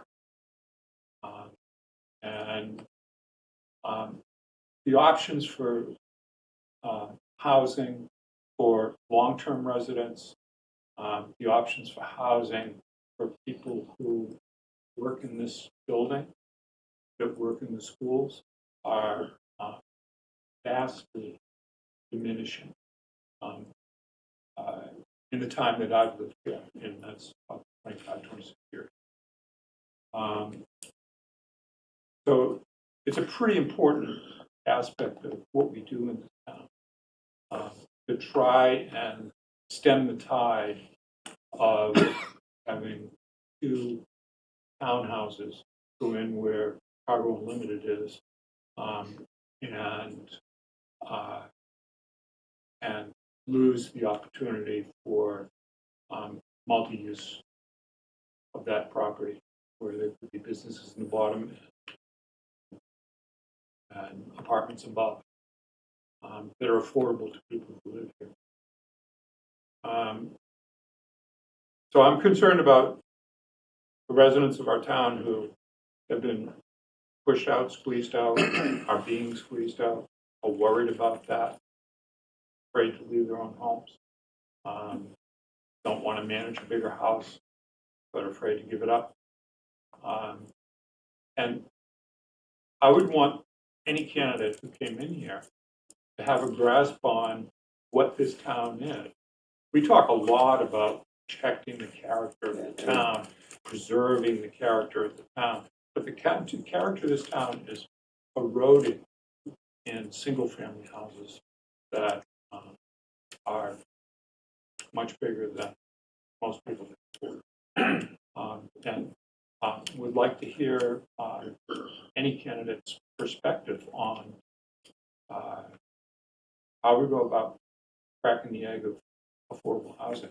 I think it's as tough as the one that Brian's focused on tonight about the school district. We're a great school district here, but it's financially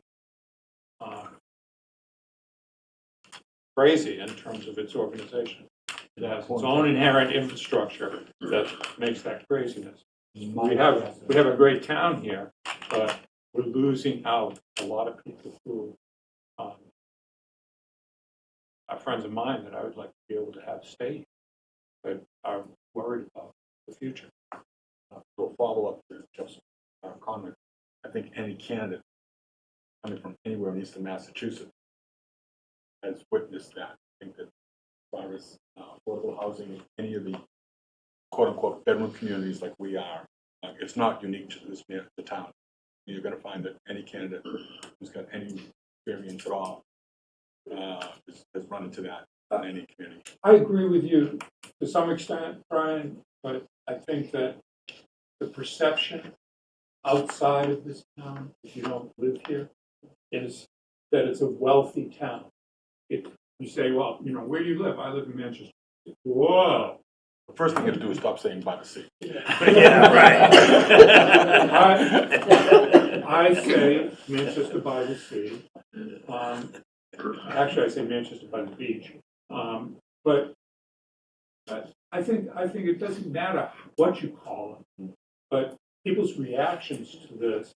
And I grew up in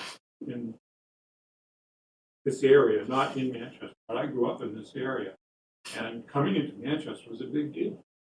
You felt like you had to really make sure your shoes were shined before you came down the street. And then they let me in. That was the perception. That was the All perception of what it was like to come into this town. And I'm bringing that up in the context of a candidate who may have that same perception that this is a wealthy town, they can afford anything. Well, I think that every retailer, there's a lot of the retailers that have failed, restaurants that have failed with that same perception. Yeah. So yes, I agree with that.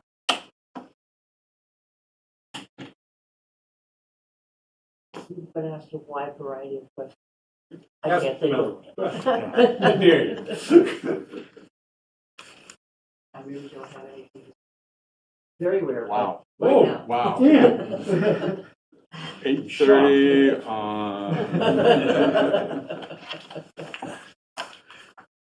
Okay, so I'm Muffin Driscoll, and I'm grateful to be a lifelong resident of a town that is changing.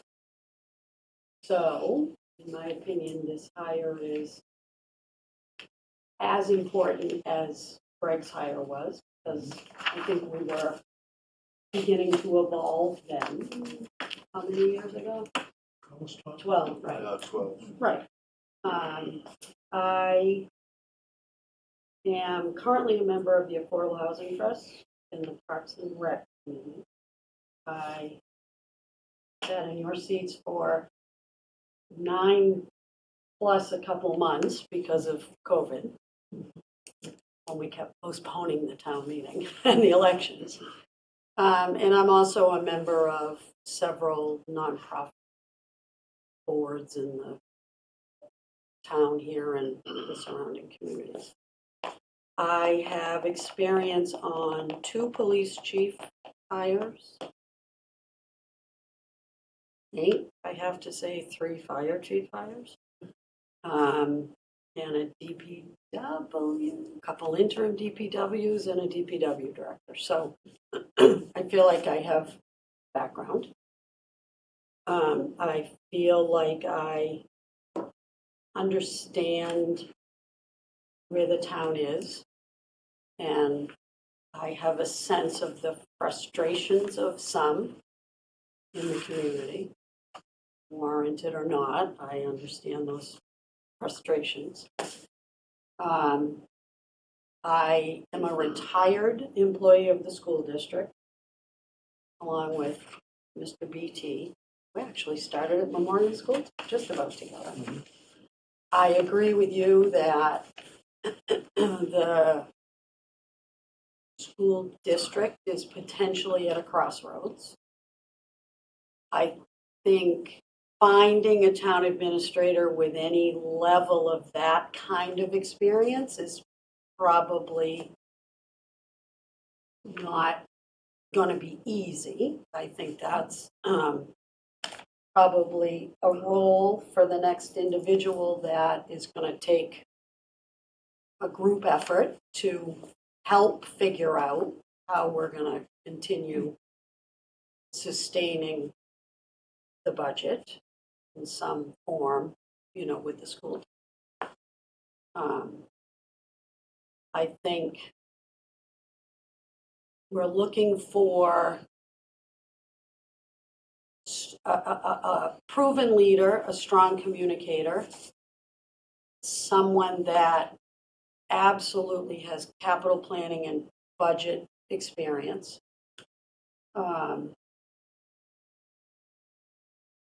Collaborates because of the school district, and as Eli, I think, mentioned, the surrounding communities. Absolutely, we need someone that has got some level of experience working with our state rep, because that's where the grant money's coming from. We can write grant applications all we want, but we need to have someone that goes and knocks on the doors, because that is how we get the money. And I think we're missing a little bit of that right now, that ability or that connection to the state house. I'm happy to serve if that's what you all choose.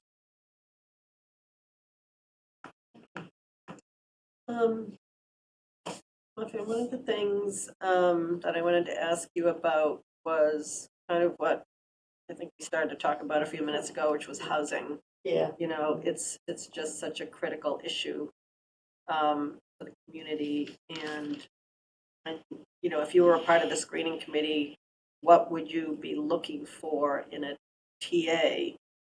What type of skills or experience that might help us break through some of our longstanding barriers? From my frustrated standpoint, Yes. with all of the housing problems, if there was someone that even had the remote minutest piece of information on their resume about housing and any participation in housing projects, from my one perspective, I would put that individual right at the top of the pile and really want to delve into what they know and how what they see in this community. Any candidate that's going to come in and interview with a screening committee, they're going to have done their homework. So I would also hope that that would be something a candidate would talk about before we even ask them. And you mentioned also in your write-up, the importance of negotiation Yeah, I with, mean, you know, we have unions, we Yeah. have, agreements with other towns. Could you elaborate a little bit on how you would assess candidates' ability to be a strong negotiator? I would probably want to know, actually, I think it was a question you were asked, would want to know what were their successes with contract negotiations? What's the process they would use? What successes did they have? What took longer than they expected to be able to settle, and why, and how did they get there? And how much do they keep the budget in mind when they're negotiating? Thank you. 2 police chief searches, Stole my question. 3 fire chief searches, DPW director, I don't know what else. I'm not sure quantity is really a plus in these Well, situations, but it's a in one learning area, experience. it wasn't. It's a learning experience. So It absolutely you went through that, and Yeah. you know, some things worked out. This was over I guess 9-year period when you were Yeah. there. So that was Yeah. quite a few It's a lot. searches Yeah. that went on there. And your takeaway from that is, It's not easy, um, and you have to be brave enough to choose a candidate that may not have been the popular choice. going to Jeff's comment, were any of those choices poor choices because of a cultural issue or I perspective? don't like that. I don't like cultural. Don't use the word cultural. So And let's just say it wasn't what they expected. I think Eli somewhat touched a little bit on the technical versus the leadership piece. And there were a couple times when interviewing was taking place where it was felt that we needed the technical piece and that the leadership piece would fall into place. We made a mistake there. Okay. So I think it depends on what at the time you firmly believe the strengths are that are absolutely necessary. To return to a topic that I had touched on earlier in the evening, long-term versus short-term in Nah, terms right of trade-off. candidate, the right candidate. Okay. That Regardless. long-term, short-term, I've been thinking about it since Becky started. It's the right candidate. And it will be interesting to see, for a group to see the resumes, because I think hiring 12 years ago and hiring now, the candidate pool is going to be different. It is, I think, in every job, every walk of life, a candidate pool is different now. And, you know, some of us, we see our children, their generation, they don't stay in a job for 25 years. They don't have any They're- qualm about jumping.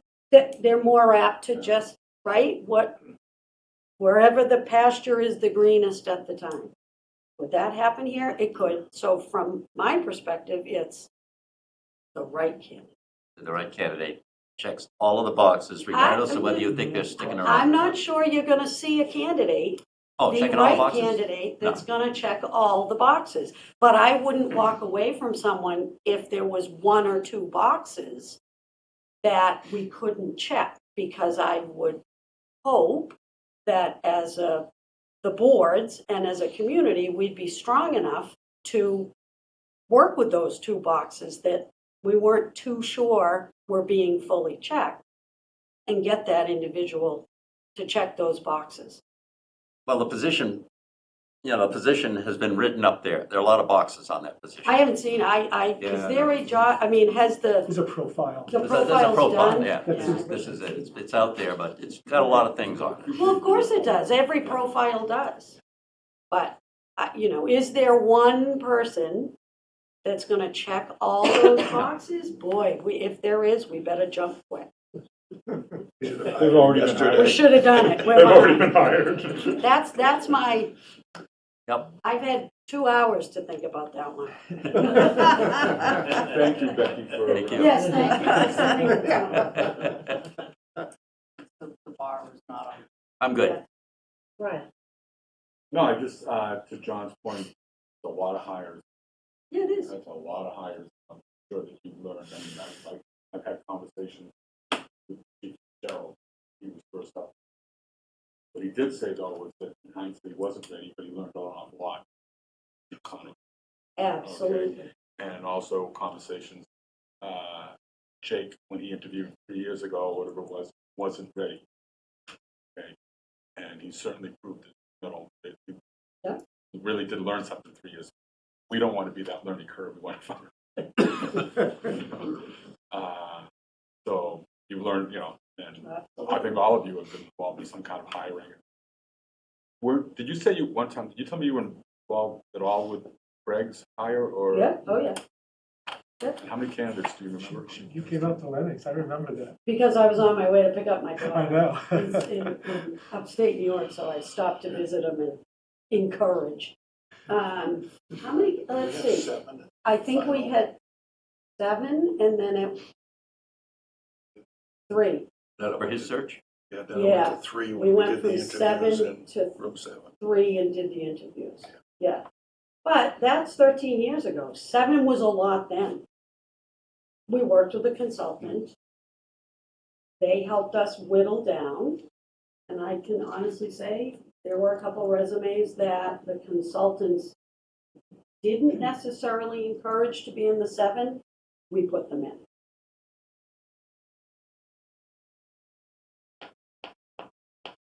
I'm good. I mean, you get a ton of experience here. I don't even know what to ask because you've answered most of it. What would be your main one thing somebody absolutely has to have over anything else? Strength of conviction. Say what they mean what they say. Yeah. And follow through. And proof of that. Which you'd get out of conversations with them and, references but yeah, strength of conviction. Like, you got to stand up at a town meeting and know what you're talking about and believe it. Make people. But just the strength of conviction to get through a difficult scenario or situation, whether it's a resources issue or God help us, some kind of disaster in the community, with strength of conviction to be able to hold your ground and answer those difficult emails.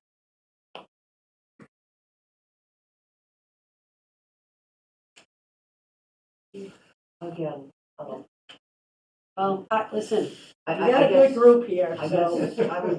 guess the only thing I'm tempted to ask, and you've answered it already, is I've made an awful lot really bad. And I don't think I've learned enough from that. Do you think that your experience? Yeah. Yeah. Okay. Yeah, I mean, I think intuition goes a long way. We all have intuition. You get a sense when you sit at a table. I mean, you can read a resume, but you get a sense when you sit at a table and someone sits down. Quite frankly, I remember that because being on the town administrator search was my first experience with it.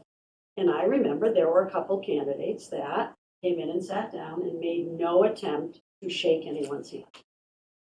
So right away, I'm like, well, I don't know how this is going to go, but that was That was pre-COVID. it wasn't. It was like that didn't impress me. Mm-hmm. I'm You gotta be a maybe people I'm person. And that old school, I guess, that didn't impress me.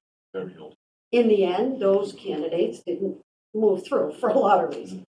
So I feel like it, you get a gut reaction. Get a gut reaction. And if there aren't good gut reactions and good candidates, please be strong enough to start again. Because I think we did make that mistake at least once. Please be strong enough to start again. Heard that a lot. So, It might not be a popular decision, but you know what? Sometimes the popular ones. Oh. Okay.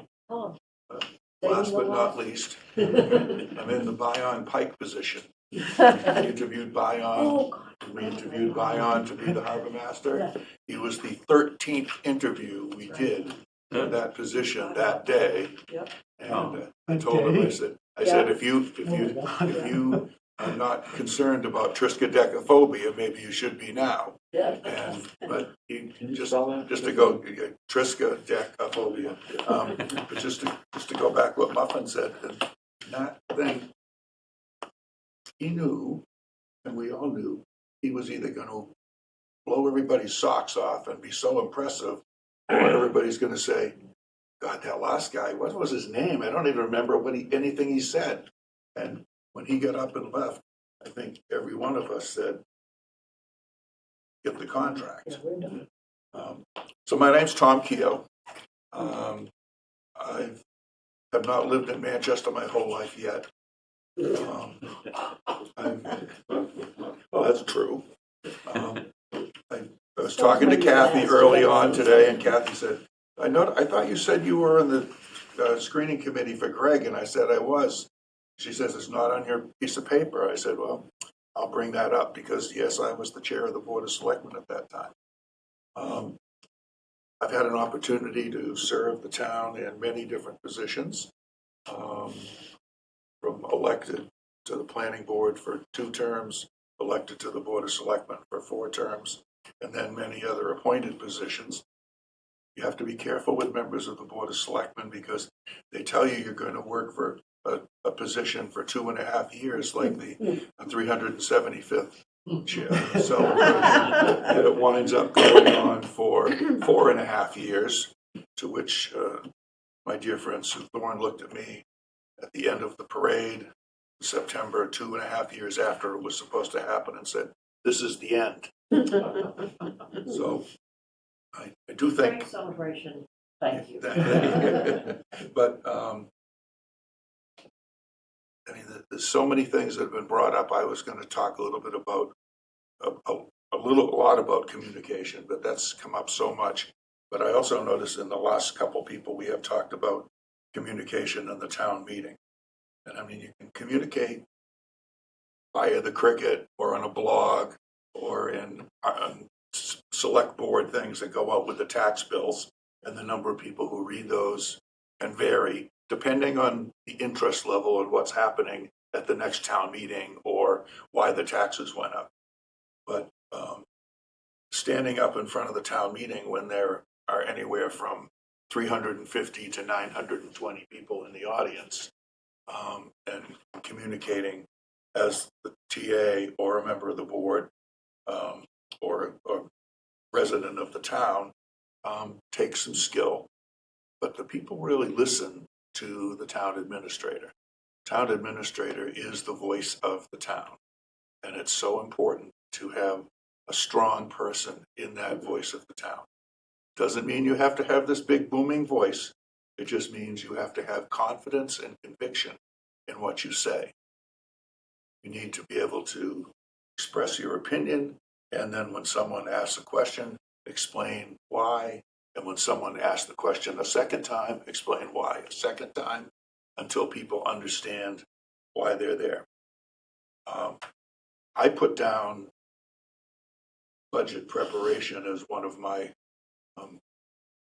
issues that I thought that town administrators need to have, and that could come from being, let's just say, someone like the town accountant in a town who decides that would like to become the town administrator here, or It could be someone who was a town administrator in another town who knows how to develop your short-term yearly budgets as well as your long-term 5 and 10-year budgets.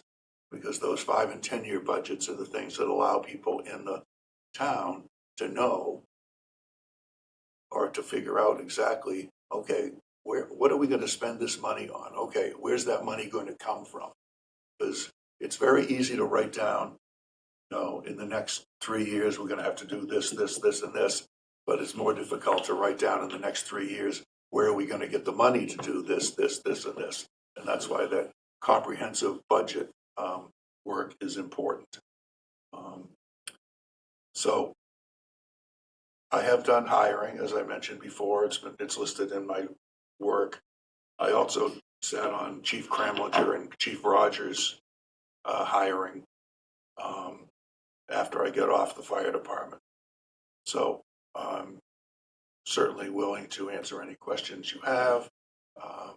I would consider it an honor to sit on this position and be responsible for one of the seats that does the screening for the town administrator's position.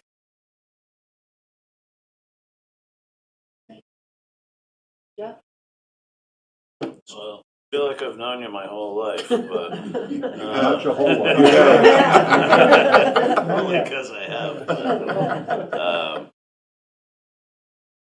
I'll just repeat the question. What do we have to absolutely have as skills, and what are some things that we can have somebody work on coming in the door? Okay. And I already mentioned communication and budget development. I think those are really important. I think they also need to have and either have researched what is going on in the town. What are some of the topics? If someone comes in and sits down and says, oh, what's this 40B Shingle Hill project? Means they haven't looked up one little thing about what the town's doing, or, what are you doing in terms of hardening the downtown area in terms of the police station, fire station, water treatment plant. I think there are certain skills that town administrators can pick up. I'm not going to just, for example, like the Manchester bylaw in terms of land use, in terms of the Conservation Commission. You wouldn't expect someone who's coming over from another small town to have a working knowledge of that, but they should have some kind of working knowledge in terms of what the state regulations are. I think it's important, very important, for a TA to have team building abilities right now, because I think, as all of us know, there is fairly large number of department heads who may be departing within the next 2.5 years. And the hiring process that the TA will put together, the team that the TA will put together to do that, involving residents and things like that, that's going to be real important, because you need to get a hire in process, hire that person, give them a contract, and then onboard them, and then get them to be part of that team of department heads that sits down every couple of weeks and talks about things. But also that the TA also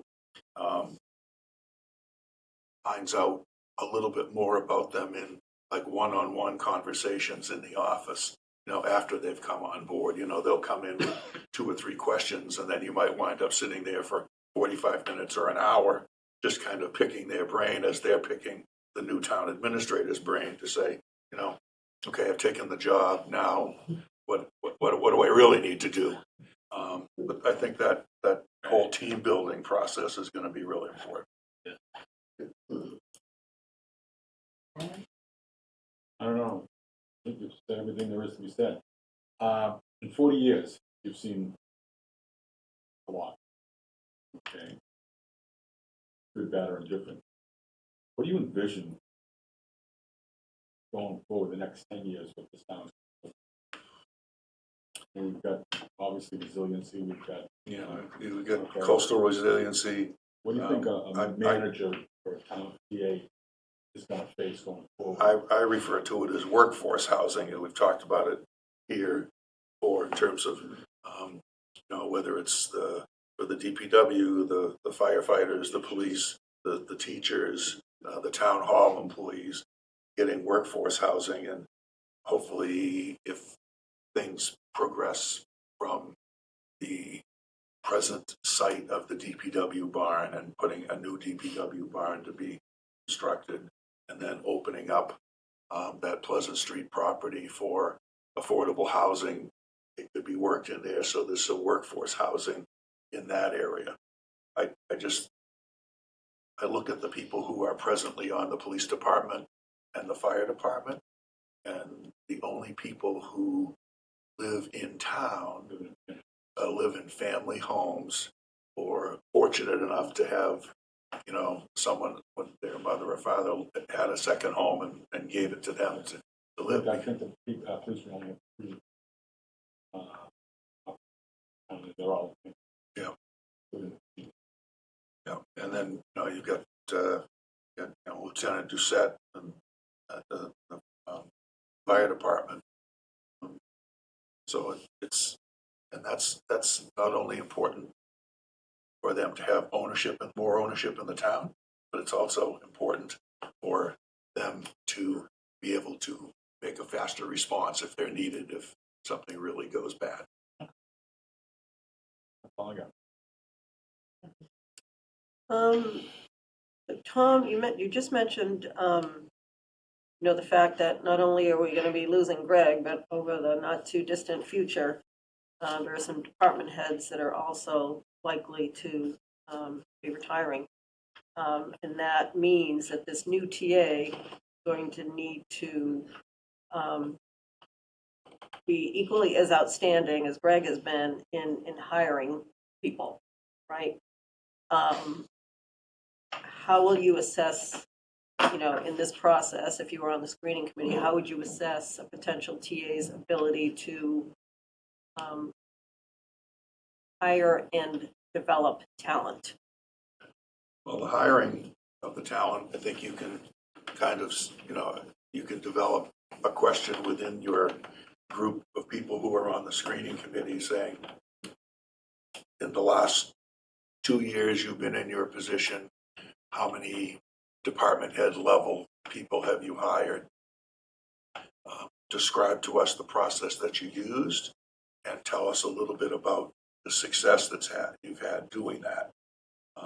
Then there would be some reference checking to find out if indeed, okay, so this person has hired 3 people in the last 3 years and 2 of them have already given their notice that they're not going to stay. Okay, or all 3 are there and all 3 are happy. And you can't really kind of call up the individuals themselves and say, hey, I'm just calling from the town of Manchester by the Sea and I want to ask you some questions. But I think you really have to say, ask them or her what the system was that used or that was developed. Was it developed by working with a firm that gave you some ideas? I mean, I was talking to Muffin earlier today. Both of us were straining, trying to remember the name of the guy who was our handler when we were hiring Greg. Man, he was like, just like this. And I mean, he had that system down. And we weren't the only group that he was working with at that time. He was working with multiple communities. But I think you really need to ask the person some questions about what their system was, how did they use it, how would they change it? Or did they change it from when he was first there, he or she was first there, to, the last hire that was made before they left that job? Just to, kind of ask them to kind of self-evaluate their So that's on the hiring side. What about the developing of talent? Developing of talent, I think, has a lot to do with getting together with smaller groups of department heads. I also think that part of the developing of talent also has to do with the esprit de corps. So when they have a holiday party or they do something as a group, that they try to do something together. Now, that doesn't, that doesn't mean you're gonna do training in that, but, there's enough, I think there's enough possible training. For example, Chief Fitzgerald's had some trainings over at the Legion Hall that people have gone to, and some of the department heads have gone to, so they learn a little bit more about the hardening of the area and sea level rise. I have an idea that that is an area where there is probably adequate grant funding monies that are available, that if we hire a part-time grant writer, and I know that Tiffany's working on that a little bit, but and Sue Croft is working with some grants on that, but maybe not on that particular topic, that we could maybe get some money to develop something so they could work together. And I don't think there's anything wrong with saying to everybody, hey, this half of the town hall staff is going to come in for at 8:30, and they'll go till noon time, and then at noon until 1 we'll have a lunch, and then the other half of the town hall staff will work in the afternoon, and the same thing. You can't give everybody a day off and just close the facility, but don't. Part of leadership is to take a chance, do something that's a little different, and say, we're going to work this, for 3.5 hours, and then we'll have a lunch, and then another group will come in, and then maybe, but at the very end, everybody gets together and just puts their heads together. So that's going off and just because it hasn't been done before, doesn't mean it can't be done.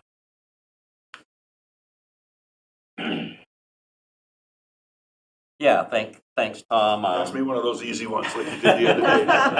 I've been taking notes. I'm asking what hasn't been asked. 2.5, there'll be quite a few people that are turning over, we expect, in the next couple of years or so. We've been very fortunate here to have a pretty stable group of people. That works against you a little bit in terms of new ideas. Having new blood with new ideas that they bring from other towns, that's always the drawback of having a very, very stable staff. So it'll be a challenge, but like the ideas that you mentioned, it's quite possible that some of these ideas, there'll be other ideas like that'll come along. One thing that I'm interested in your thoughts on is we've talked about, everybody put down communication. You mentioned, budgeting and finances was a close second for you in terms of importance. And one thing that Greg has been looking at, regionalization. And my question to you is, how critical or how important do you think that is to the future? And would you put that in as a checkbox? If it's not a checkbox in the document, I haven't looked. But would that be something that you're looking for people that might have some ideas or some experience in doing that in the towns that they are currently affiliated or recently? So are you talking about major regionalization, or just regionalization, say in terms of veteran services or animal control officer and things like that? I'm going bigger than that. Bigger than that, okay. I would say that having some experience in terms of doing some regional work would be a plus or a bonus. It's probably not a requirement, but it shows that they've been able to go out and work with other communities, and that's been mentioned previously here in terms of working with the state, working with our legislators, working with the communities. And sometimes we've had success working with other communities. Other times we've had the dump road with the town of Hamilton, and it hasn't been that successful. So it's, I think you can open a lot of doors. I mean, I think one of the things that a new TA needs to do is not only get out in this town. I suggest in my rough draft, which was on page 4, I suggested, they get out and and go to some veterans meeting, or go to the Manchester Club and speak there, and go to the Council on Aging and serve the lunch and talk to some people there, and go to the Harbor Advisory Committee.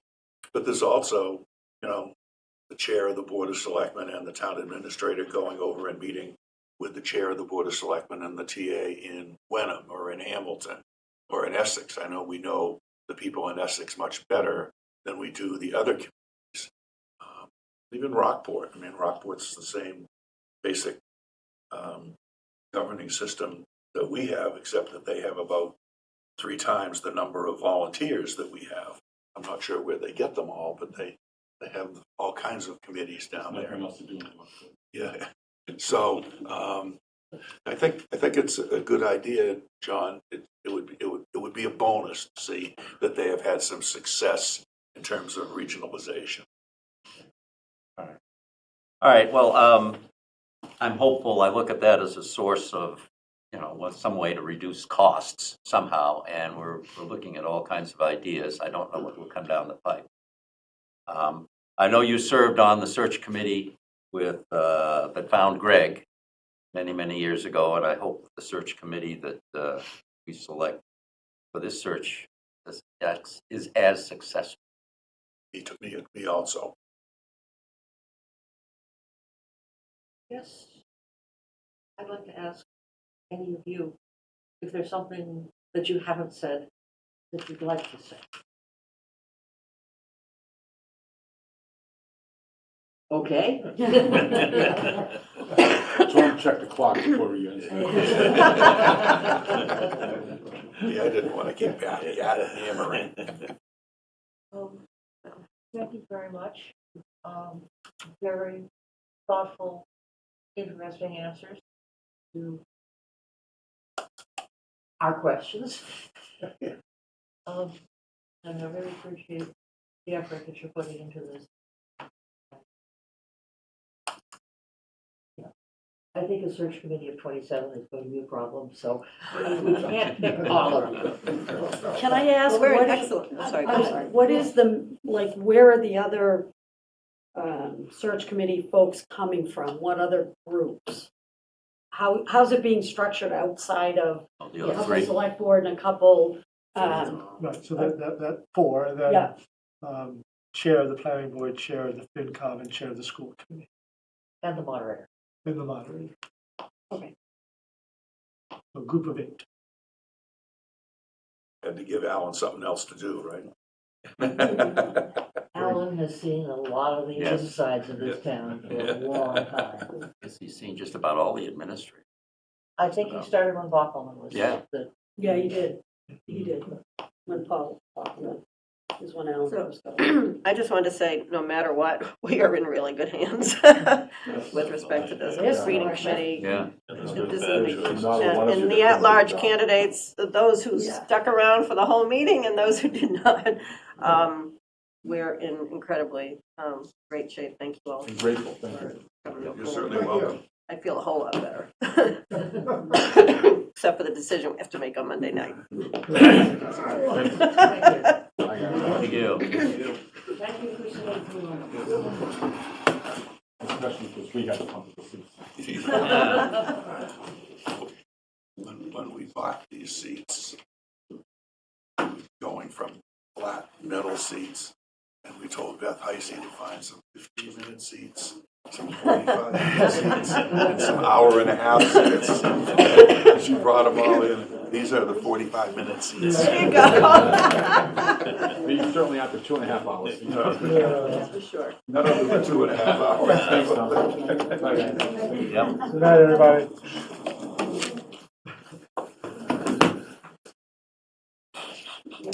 So the process is Monday night, we make our decision, we can write deliberation of the Digest. Water bottle, Jeff. Not mine. Has it been here the whole Yeah, night?